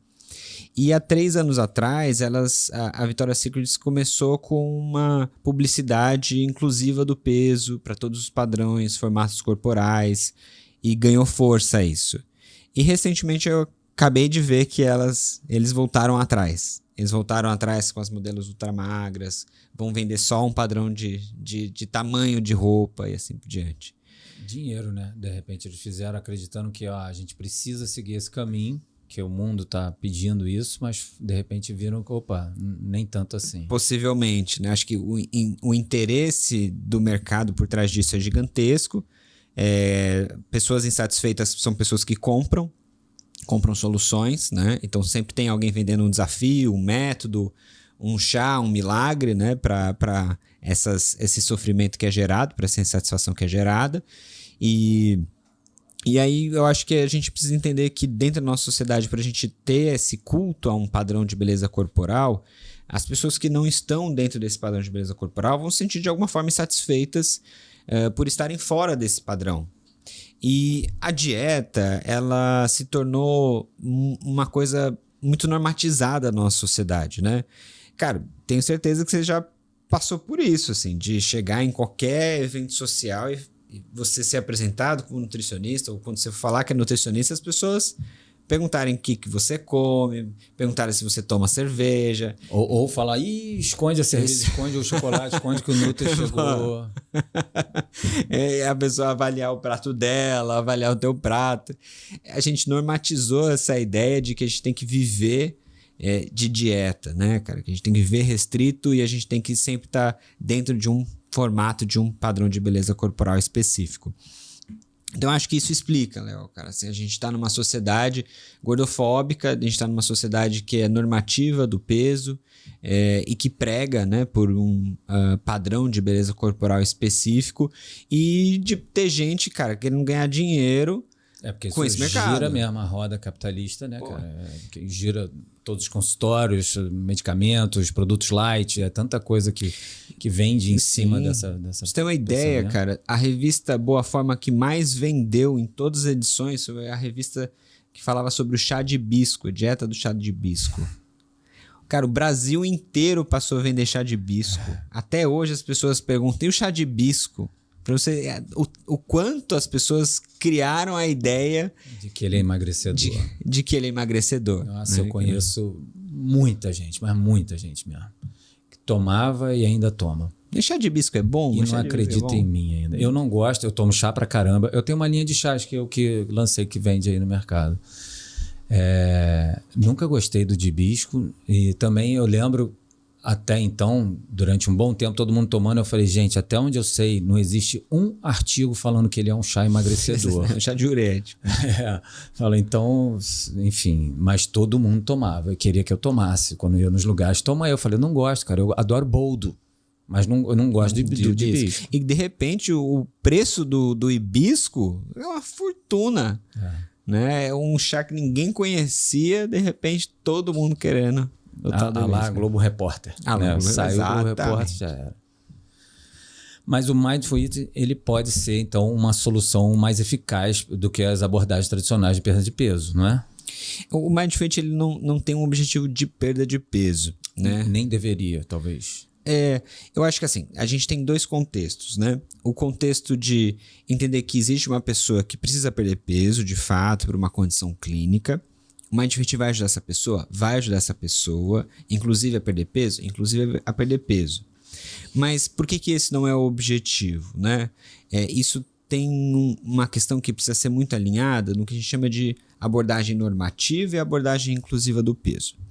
Na abordagem normativa, que são as abordagens tradicionais, né? Qualquer dieta que existe, que promete emagrecimento, é uma abordagem normativa do peso. Por que normativa? Porque ao fazer aquela dieta, a promessa é que você vai ficar com um padrão, né? Vai chegar ou se aproximar de um determinado padrão de beleza corporal. Então não existe, por exemplo, pratique Mindful Eating e fique com o abdômen trincado pro verão. Isso não existe, né? Ainda bem, né? Não, mas saiu, não, isso. O mercado, ele é atento, né? Aí eu já vi assim, emagreça com o poder da mente, pratique Mindful Eating, né? Aí começam, assim, essas chamadas, né? Blogueiras falando, não, comi com atenção plena e comi metade do prato. Aí você ia ver o que a pessoa comia, ela comeu uma batata frita, ela comeu meia. Não, olha, Mindful Eating me ajudou, né? Não é isso. E Mindful Eating, ele é uma abordagem inclusive neutra do peso, né? Isso quer dizer que independente do seu tamanho ou formato corporal, a prática ela é extremamente bem-vinda para você, porque a ideia é que você possa ter uma boa alimentação, ter um bom cuidado com a sua saúde, independente do seu peso, da sua forma corporal. Então, se a gente for ver para a prática, né, quantos pacientes você já não deve ter atendido, que, cara, fazia exercício, tinha uma alimentação regrada, com déficit calórico, né, e às vezes o peso não baixava, né, ou para que essa pessoa talvez baixasse de peso, precisaria de muito mais tempo, né, ou mexer em outras variáveis. Mas dentro da perspectiva nutricional estava sendo feito o que era necessário para que ela tivesse uma perda de peso, né? Passou a comer mais salada, passou a comer mais fruta, comendo de uma forma muito mais equilibrada. Essa pessoa não perdeu peso. Então, tem alguma coisa errada com a abordagem, né? Ela está errando em alguma coisa. Ou seja, o fato de ela estar comendo mais verduras, mais fibras, mais nutrientes, não é bom para a saúde dela? Vai trazer benefícios, com certeza, mas não consegue enxergar isso, né? Não consegue enxergar isso, porque a abordagem acaba sendo sempre medida nos pacientes, que afeta muito a adesão dos pacientes. Os pacientes às vezes não querem voltar, porque não baixou o peso em uma semana, em um mês. Eu só vou voltar no Nutri quando eu perder peso. Quando eu trabalhava na nutrição esportiva, era assim, era só assim. Era sempre muito baseado ali na avaliação física. E essa ideia de associar sempre o peso, a perda de peso, como o principal resultado da mudança alimentar, prejudica muito a pessoa de conseguir entender que existem outros ganhos que podem surgir na alimentação, que é essa visão para além, né, dessa visão restritiva. Então, quando eu falo Mind Fitting pode ser usado no processo de emagrecimento? Pode. Para quem? Para quem tem uma indicação clínica para isso e principalmente para quem tem alterações comportamentais. Então, se a gente pegar um indivíduo que está ali em obesidade e esse indivíduo pode apresentar, por exemplo, quadro de compulsão alimentar, de comer emocional, ou ele tem perda de controle do impulso, tá? Ele belisca muito, tem dificuldade de seguir uma rotina alimentar, de fazer planejamento alimentar. Esse indivíduo vai ter muitos ganhos porque a prática de mindfulness, de Mind Fitting melhora muito. Regulação das emoções, compulsão alimentar, comer emocional, controle do impulso. E isso vai fazer com que esse indivíduo consiga ter uma alimentação não só mais equilibrada, né? E se ele for fazer qualquer intervenção, seja medicamentosa ou cirúrgica, ele vai conseguir sustentar de uma forma mais efetiva o peso que ele alcançar, né, com essas intervenções. Muita gente fala que quer emagrecer para melhorar a autoestima e existe uma linha, uma abordagem, digamos assim, uma relação com mindfulness nisso, né? Como que ele então trabalha essa autoestima, autocompaixão, essas... Boa. A gente, quando tá no consultório, né, o paciente costuma procurar a gente e fala assim, é porque eu preciso perder peso e se eu perder peso, minha autoestima melhora. E aí, perdendo peso, eu fico mais motivado para seguir a dieta. Só que exatamente esse é o grande problema. A gente associar a nossa motivação ao resultado da perda de peso. Porque a perda de peso ela não é linear, nem sempre ela é possível, dependendo do tipo de pessoa. Tem gente que não tem indicação para isso, ou que para chegar num determinado peso ou padrão corporal precisa fazer um negócio. É só a gente pensar, né, Léo? O tanto de filtro que a gente tem, cirurgias plásticas, estéticas, luz, câmera, ângulo. A gente nunca fica igual à foto, nunca fica igual à imagem, né? Então, é utópico a gente pensar que a gente vai conseguir chegar em um determinado padrão de beleza corporal. Então, mesmo se chegar próximo, achar que isso é o que vai trazer a sua felicidade, a sua autoestima, é outro erro. É outra utopia. A autoestima ela começou a ser estudada com mais profundidade pela professora Christine Neff, que é uma psicóloga clínica. E aí ela, estudando a autoestima, e era a grande pergunta ali do milhão na década de 90, 2000 principalmente, a psicologia estava estudando muito a autoestima porque entendeu que talvez ali estivesse o segredo da felicidade, do bem-estar das pessoas. Como conseguir ter uma boa autoestima? E a professora Christine Neff começou a questionar isso, que talvez a autoestima fosse o problema. Para a nossa autoestima ficar elevada, na nossa sociedade atual, a gente precisa ter performance no que a gente faz, né? E essa performance pode ser em ter um corpo dentro de um padrão, treinar 5 vezes na semana, musculação, fazer beach tênis, fazer funcional, fazer crossfit, tomar todos os suplementos. Você tem que estar dentro de um sistema de funcionamento. É igual o menino, né, que você contou. Aí falhou um dia na academia, fica triste, fica desanimado, acredita que fez tudo errado. Isso é um problema de autoestima. A autoestima tá ali do seu lado quando você tá indo bem, dentro do que você julga ser importante para você. Quando você sente que falhou nisso, a tua autoestima, beijo e abraço, se vira. Exatamente.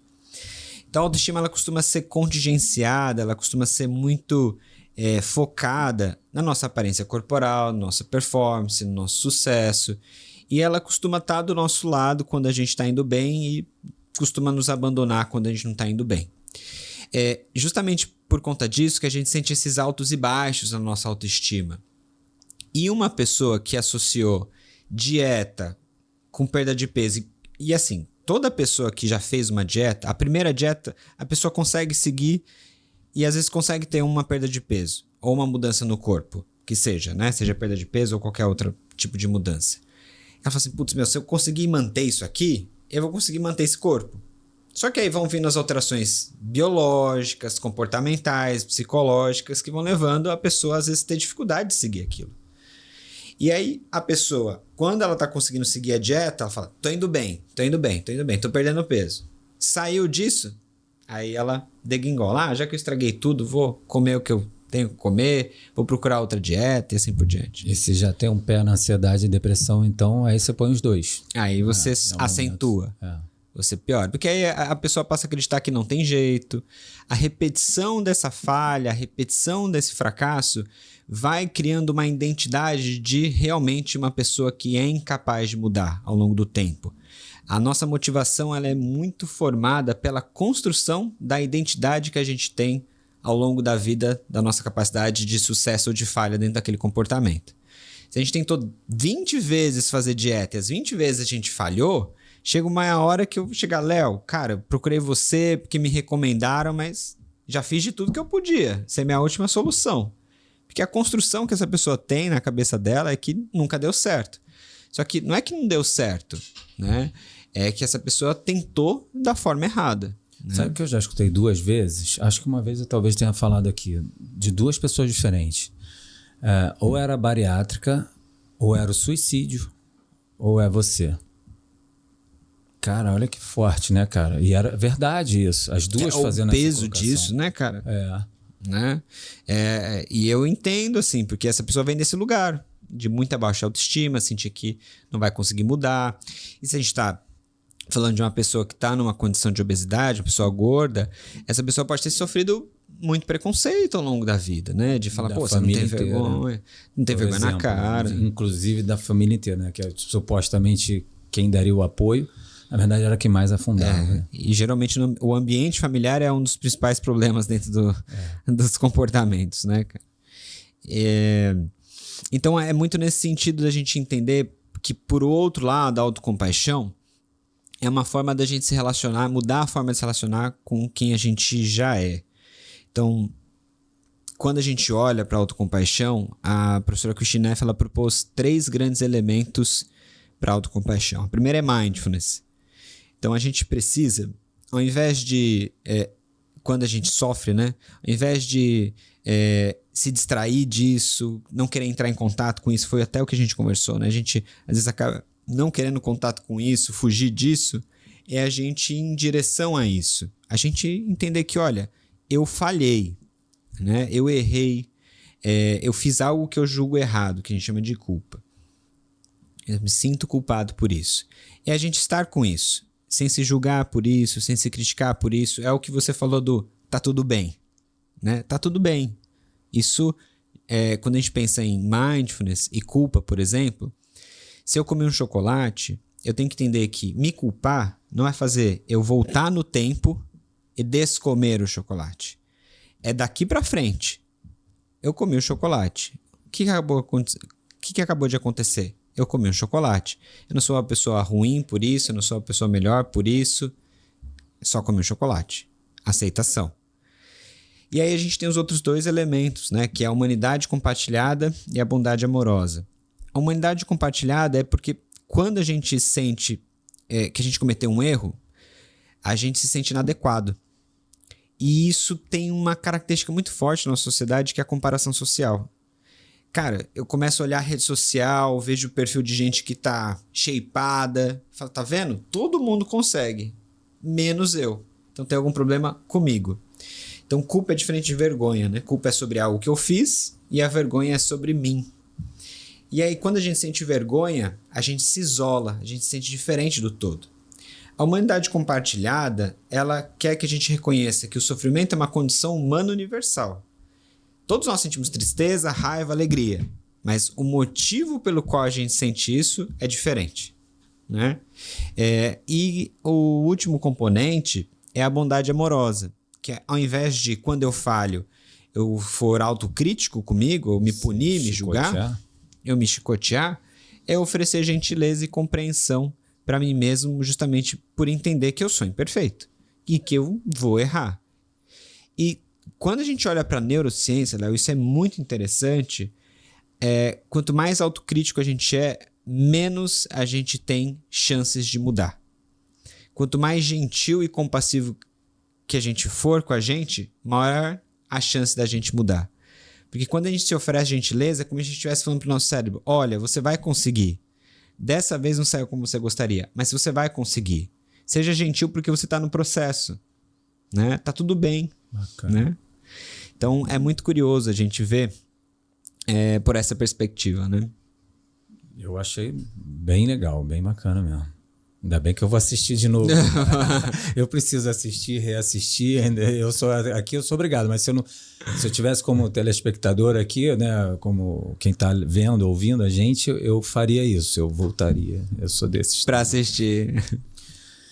Bom, mas é isso, né? A gente vive numa sociedade obcecada por regras, né? Por dietas, e as dietas são regras. As regras trazem um tipo de conforto, segurança, né, cara? Sim. Então, comigo acontece bastante gente que fala, tá, mas eu ainda assim tô achando que eu precisava de regra, né, e tal. Então, como que você faz, no caso? Quando sei. Porque, pelo menos talvez não agora, mas em outros momentos certamente aconteceu contigo também. De chegar numa hora, mas e aí? Eu quero a regra, algo mais próximo da nutrição convencional. Sim, sim. Como que faz aí num caso desse? Eu acho que isso não muda, assim, toda vez que a gente vai falando de um paciente que tem alterações, né, do comportamento, a solução sempre vai ser que alguém com uma figura de imagem como nutricionista, autoridade em dizer o que as pessoas podem ou não comer, né, seja o responsável por dizer para você o que é melhor para você comer e que horas. Eu acho que isso não vai mudar. Quando isso acontece, Léo, e a forma, dentro da metodologia que eu trabalho hoje, ela consiste em caminhar paralelamente para olhar tanto para as alterações comportamentais, né, e para as orientações nutricionais. A forma com que eu faço isso é usando o diário alimentar. Para mim, o diário alimentar é uma das ferramentas que eu mais utilizo para ir criando o que eu chamo de automonitoramento, que é uma parte central que as diretrizes trazem para a gente, né, em relação à obesidade, diabetes, hipertensão. Todos nós temos que ter a capacidade de monitorar as nossas escolhas, né, e os nossos comportamentos. Se a gente não for capaz de monitorar as nossas escolhas, a gente não vai saber o que está errado, nem como direcionar melhor essas escolhas no nosso dia. O diário ele faz isso. Faz com que a gente consiga olhar para as nossas escolhas, que horário essas escolhas estão sendo feitas, quais sentimentos, pensamentos, emoções, qual que é o meu nível de fome física, quais são as habilidades que eu tenho para tomar essas decisões ao longo de um dia. E a partir do diário, eu consigo fazer um direcionamento mais específico, né, em relação à alimentação. Então, se ao longo do dia, naquele diário alimentar, eu identificar que falta proteína, falta fibra, vai ser direcionado, vai ser explicado, vai ser sugerido, né, quais são as melhores opções em todas as etapas, desde a seleção desse alimento, ao preparo culinário, para que essa pessoa vá criando repertório, né, e ela se sinta segura também de que no aspecto nutricional aquilo está adequado. Então, assim, a prescrição dentro da abordagem comportamental, ela existe, né? Léo, você precisa tomar mais vitamina D, você precisa tomar ômega 3, isso é uma prescrição, né? Só que ela entra dentro de um contexto, porque vai ter momentos, e aí os pacientes às vezes perguntam, né? Mas eu vou receber um cardápio? Um cardápio não, mas as orientações nutricionais você vai receber e eu vou estar acompanhando você bem de perto. E dentro desse contexto, né, das orientações nutricionais, o paciente se sentir seguro de que ele está sendo validado diante das inseguranças e ansiedades que ele costuma trazer em relação a certo, errado, vou ganhar peso, posso fazer isso, não posso fazer isso. E ao longo do tempo a gente conseguindo desconstruir essas crenças que geralmente existem nessas escolhas, né? E também, paralelamente a isso, entender. Então, às vezes, os pacientes perguntam, né? Mas o que vem primeiro? Em que momento a gente vai fazer o quê? Qual que é o nosso objetivo? Sempre quando a gente tem uma alteração comportamental, uma compulsão, um comer emocional, a primeira coisa que tem que ser trabalhada é a compulsão, é o comer emocional, né? Então, o que a gente vai fazer primeiro é o que vai impactar mais na melhora desse comportamento. Se a gente precisar trabalhar as orientações nutricionais porque a gente entendeu que isso é o primeiro fator que está mais impactando isso, a gente vai começar por isso. Senão a gente vai trabalhar outros elementos. Que bom que eu tô alinhado com isso tudo. Boa! Eu consegui, cara. Você consegue que 100% dos seus pacientes façam um diário? Cara, 95%. Tem uma boa taxa de... Vou te falar que a minha é até mais. Não foi 100% não, porque eu lembro de duas pessoas que não seguiram. Só essas duas pessoas que eu lembro, assim, que não seguiram. Sim. Não fizeram, não teve jeito, cara. Sim. E ele também é a base pra mim. É a base, Porque eu falo, é ali que eu trabalho. É ali que eu trabalho. Eu também tenho essa sensação, Léo. Eu queria fazer uma brincadeira aqui, para fazer até um post, que vai ser parecido com aquela outra do compra ou não compra para ter em casa, mas em 1 minuto a gente vai deixar bem claro para as pessoas se mindfulness pode ajudar ou não. Tá. Aí eu vou, fazer a pergunta, você só vai dizer meio que sim ou não. Boa. Vamos lá, presta atenção aí, galera. Sou estressado, mindfulness pode me ajudar? Sim. Sou muito atarefado, mindfulness pode me ajudar? Com certeza. Não tenho tempo na vida, mindfulness pode me ajudar? Com certeza. Sou de outra religião, mindfulness pode me ajudar? Com certeza. Eu tenho 50 anos ou mais, mindfulness ainda pode me ajudar? Essencialmente para você que tem 50, 60 anos. Quero emagrecer, mindfulness pode me ajudar? Pode. Quero melhorar no esporte, mindfulness pode me ajudar? Pode. Eu tenho diabetes, mindfulness pode me ajudar? Pode.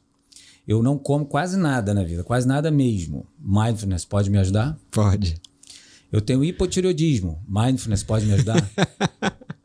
Não. Teve um não aí. Eu engravidei, mindfulness pode me ajudar? Dependendo do que você estiver buscando, sim. Eu tenho ansiedade e depressão, mindfulness pode me ajudar? Muito. Eu como muitas besteiras, o mindfulness pode me ajudar? Muito. Pronto. Boa. Acho que agora foi um bom resumo pra galera. Esse pode ou não ajudar. O único não da tireoide, né? Teve um depende também, mas o único não da tireoide, Léo, é porque é só pra gente não criar a ideia de que, né, mindfulness é panaceia, assim, é pra tudo. Mas nas alterações da tireoide, geralmente a gente tem alterações de apetite, né? A gente tem alterações de humor. Então, dependendo de como está sendo afetado esses comportamentos, o mindfulness vai contribuir. Mas isso é bem interessante a gente contextualizar. Por exemplo, na prática, a gente tem sempre aquele paciente, muitas vezes, que faz poucas refeições por dia e chega no final do dia com muita fome, come o que tem. Ele fala, nossa, tenho compulsão. Não, você não tem compulsão, você tem fome e a sua alimentação está desequilibrada ao longo do dia. Aí eu falo, olha, não tem mindfulness que vai te ajudar aqui. A hora que você chega ali com um monte de fome, um monte de alimento disponível que você gosta de comer, fica difícil de negociar, né? Então, onde que entra mindfulness aqui? Em não se colocar nessa situação, em primeiro lugar. Quando você tem ali o cuidado da sua alimentação ao longo do dia. Então, é só para contextualizar esse cenário, né, Léo? Super entendi. Espero que todo mundo em casa também. Acredito que boa parte vai, né? Então, deixa eu ver. É possível mudar comportamentos com a prática, né? Com certeza. Então, mas tem como explicar um pouquinho? Acho que você já deve ter explicado, mas talvez para fazer uma nova pergunta para quem chegou ou vai assistir só esse pedaço. Como que o mindfulness e mindful eating pode ajudar a mudar o comportamento alimentar? Quando a gente olha para o comportamento, a gente entende que os nossos comportamentos, geralmente da nossa alimentação, na nossa vida, são hábitos já formados ao longo da vida, né? Se a gente estiver falando, por exemplo, de uma pessoa que come de forma emocional, qual que é o comportamento? É comer, né, em resposta a uma emoção. Então, se a gente olha para isso, a repetição desse comportamento ou o contexto de vida vai mostrar para a gente que existe um hábito aqui. Toda vez que a gente fala de hábito, a gente está falando de um comportamento que foi automatizado. Eu sinto tédio, eu sinto tristeza, a gente precisa entender qual é a emoção exatamente, mas eu tenho um gatilho emocional que me leva a esse comportamento. O que as pessoas fazem é procurar um nutricionista para dizer que pode, que não pode, né? Terceiriza isso.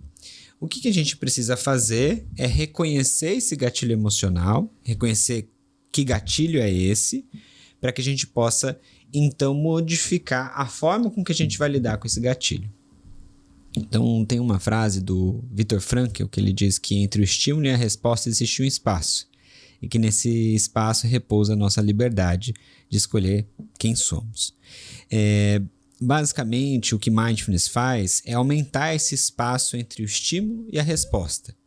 Então, reconheço que eu estou com tédio, mas, né, consigo, ao invés de simplesmente comer para me livrar do tédio, refletir se de fato eu estou com fome e se de fato eu quero fazer essa escolha.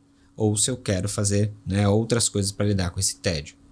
Então, basicamente, um dos principais mecanismos que a gente tem na mudança do comportamento, qualquer comportamento, estou usando de exemplo aqui o comer emocional, mas pode ser ficar rolando a tela antes de dormir, né? Pode ser ficar procrastinando e não ir fazendo exercício, é você procrastinar e não conseguir trabalhar, é você parar de tomar refrigerante, é você usar menos sal na comida.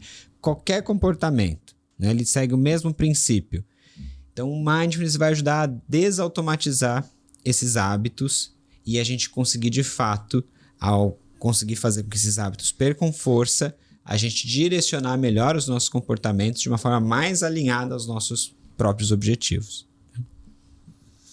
Por isso que a gente tem Mindfulness para tudo, né? Tipo, para insônia, depressão, ansiedade, comportamento alimentar, né? Porque é um mecanismo global. A gente consegue meio que desprogramar alguns hábitos. Perfeito, né? perfeito. É uma boa palavra. Mas só para alguém dali entender melhor, para alguém que está sempre na correria, como que o Mindfulness pode ajudar a lidar com o estresse e ansiedade do mundo moderno e essa correria que nunca acaba? Boa. A gente tem, além dessa questão da prática formal e informal, né? A prática formal ser essa prática guiada para um áudio e tal, a gente sabe que o volume de prática impacta no que a gente vai chamar de efeito agudo ou efeito crônico. Efeito agudo é quando eu faço a prática de meditação, e para quem já fez, algumas pessoas já falam, nossa, me senti mais relaxado, senti esvaziar minha mente, senti mais tranquilo, né? Algumas pessoas podem ter experiências diferentes dessa.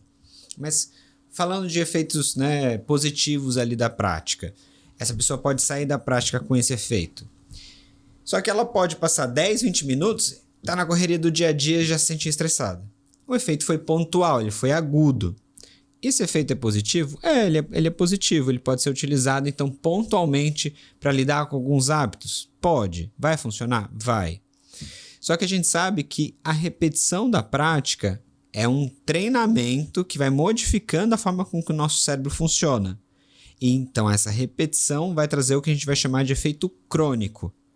O efeito crônico é o que a gente consegue ver nos estudos de neuroimagem. Então pega uma pessoa que nunca meditou, avalia ali o funcionamento do cérebro dela, coloca essa pessoa para praticar, e aí o volume semanal, 3 vezes por semana, 4 vezes por semana, 20 minutos por dia, já traz esses efeitos, né?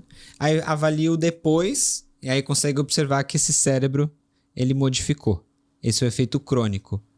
E quando esse cérebro se modifica, essa pessoa no dia a dia, ela vai ter um volume de pensamentos menor, ela vai conseguir gerenciar muito melhor as emoções, ela vai conseguir ter uma regulação emocional mais efetiva de fato, né?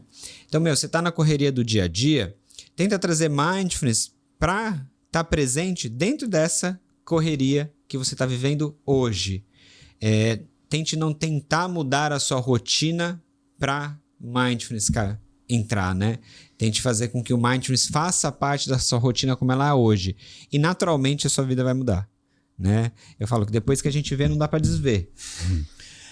Eu entrevistei aqui a Dani Mello, que é uma profissional top também, que eu adoro, e ela falou a diferença na vida dela. Ela falou, cara, todo mundo falava, eu não sabia o quanto de diferença tinha exatamente para mim, não mudava nada.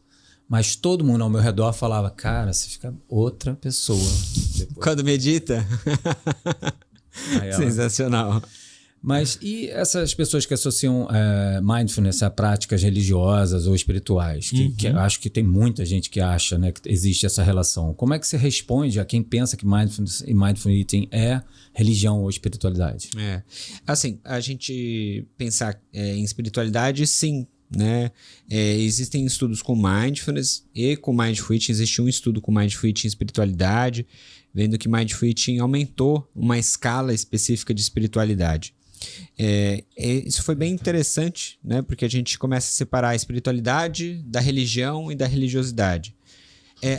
essa associação, né, ela vem muito de pensar que a meditação está relacionada com o budismo especificamente, né?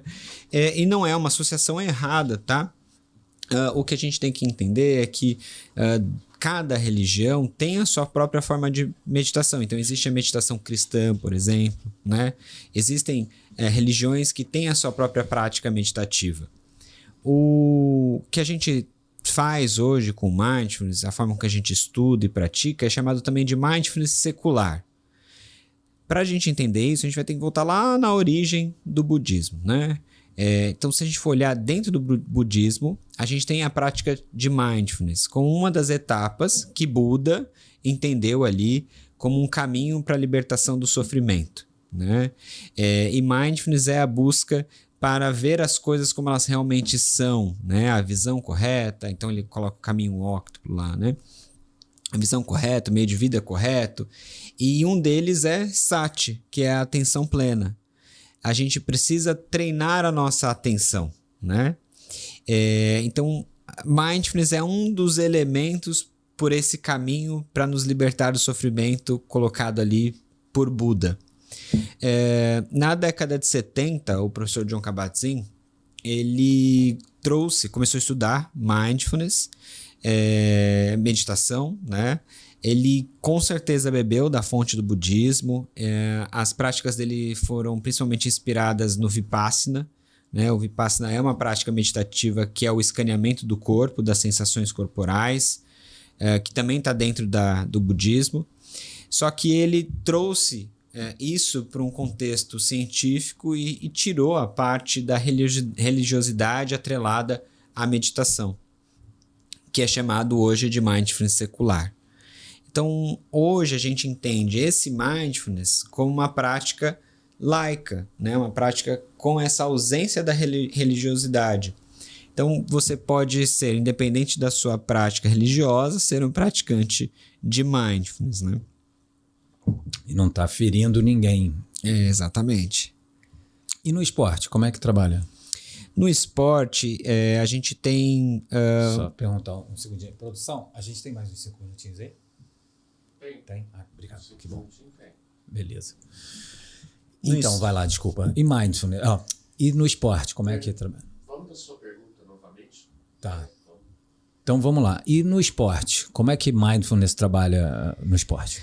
No esporte, Léo, a gente tem 2 protocolos publicados que trabalham especificamente com atletas, e a gente tem algumas universidades que trabalham também o que eles chamam de compassionate athletes, né? Que são atletas compassivos.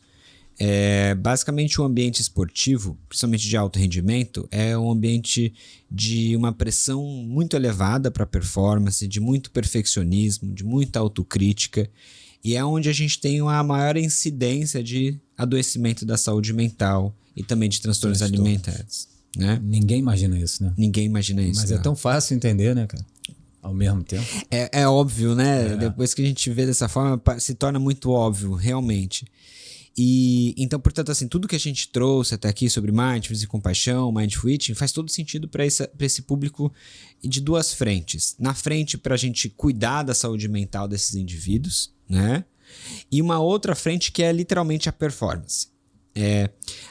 Quando a gente olha para a psicologia esportiva, a psicologia do esporte explica que existem algumas variáveis para que a gente possa performar a nossa capacidade máxima.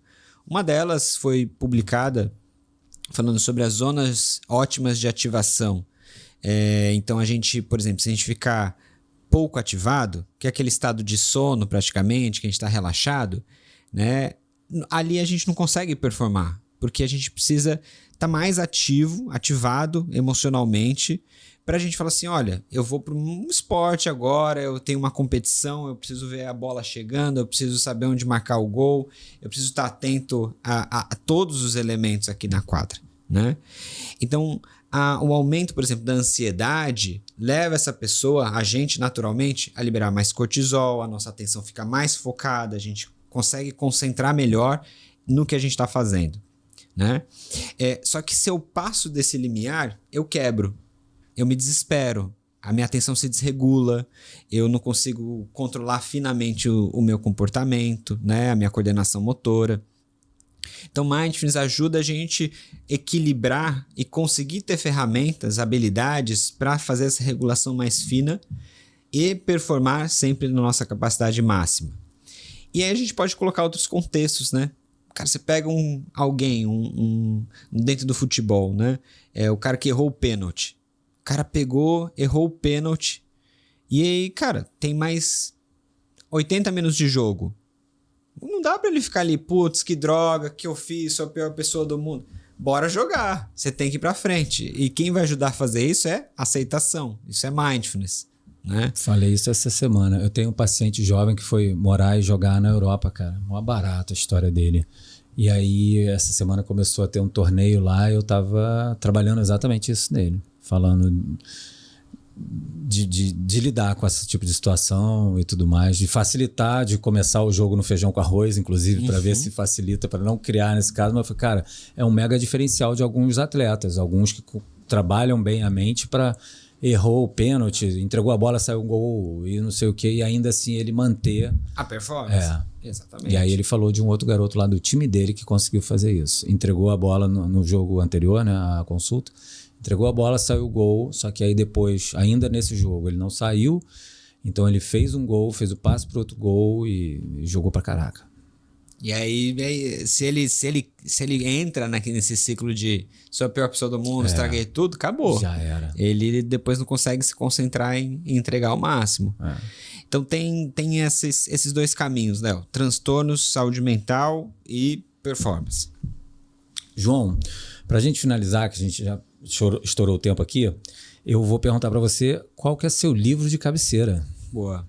O meu livro de cabeceira agora, Léo, é um livro chamado Florescer. É um livro que é do Martin Seligman, que estudou a psicologia positiva.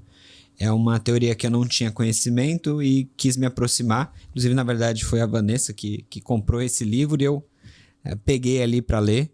E tem sido meu livro de cabeceira, assim. Ele traz alguns insights bem interessantes a respeito de como a gente pode lidar com a nossa natureza, né? Da nossa própria mente. Bacana.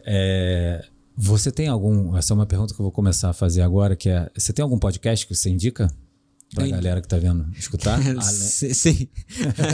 Pode indicar. Boa, Léo. Eu indico o meu podcast, né? Do Instituto Consciência Alimentar. A gente...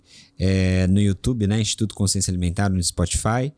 E eu escuto muito o podcast do Andrei Maia, né? Que é A Culpa é do Cérebro. E da Ana Beatriz, né, que eu acho que é fantástico ali a gente ter o contato com aqueles profissionais que ela convida, o jeito que ela conduz, eu aprendo muito com ela.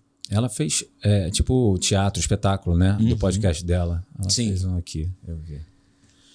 E qual foi o melhor conselho que você acha, ou melhor não, mas um marcante, um conselho que você já recebeu que te marcou? Talvez eu não tenha recebido diretamente esse conselho, mas é uma coisa que o meu sogro fala muito, e acho que faz todo sentido para mim. Me ajuda sempre, lembra como falei, o maior desafio que eu tenho é gerenciar, né? Quiser dizer sim para tudo. E ele fala, tudo não terás, né? E esse é algo que fica muitas vezes repetindo na minha cabeça, né? Tudo não terás. Não dá para ter tudo ao mesmo tempo. Eu preciso escolher o que eu posso fazer agora, talvez o próximo passo. E alguma coisa eu vou ter que deixar ou de fazer ou não fazer tão bem quanto eu gostaria, para dar conta do que eu quero fazer. Então, essa frase tem me ajudado bastante. Ela é boa mesmo, para muita gente. Porque tem gente que tá querendo o melhor de todos os mundos por causa do Instagram da vida. Pô, aquele pessoal tá saindo na noite, eu quero. Mas aí vê o outro que compete no esporte e tal. Pô, mas ele tá acordando 5 horas da manhã, eu também quero. Ele tá correndo 100 quilômetros, eu também quero. E tudo não terás. Tudo não terás. Né? Você quer ter o corpo shapeado, você quer ter sucesso, você quer postar todos os dias no Instagram, você quer tudo, né? O tempo todo. Tudo não terá. Exatamente. Bom, é isso. Acho que espero que tenha sido bom para vocês, igual foi bom para mim. Fiquei, muito feliz com a sua vinda aqui, João. Agradeço, João, você já falou em aula, em postagem, eu acho também, não sei o quê, das professoras, as profissionais, umas duas, que até você falou o nome dela aqui, que você tirou uma foto dela já bacana e como elas foram importantes para você na sua vida, marcantes e importantes, e eu coloco você para mim. Porra, que honra. Como elas, cara. Obrigado, Léo, de verdade. Obrigado, irmão. Aqueles professores que a gente lembra que vai ficar marcado, então o João é esse cara, com certeza. Obrigado, Léo, de verdade. Eu que agradeço. Obrigado por ter vindo aqui e espero... Gente, eu vou botar na descrição não só o YouTube lá do Instituto, mas também o Instagram do João, e aí vocês podem ver e perguntar ou se inscrever, né? Agora vai começar um curso para profissionais, né? No caso. Não Sim, é? a gente tem com uma certa frequência as nossas formações profissionais, Léo, em Mindful Eating. Então, se tiver alguma dúvida, pode mandar para a gente aqui também, que a gente repassa, ou diretamente para ele, que você vai ter os direcionamentos lá. Boa. Beleza? Obrigado aí todo mundo. Um abraço. Valeu.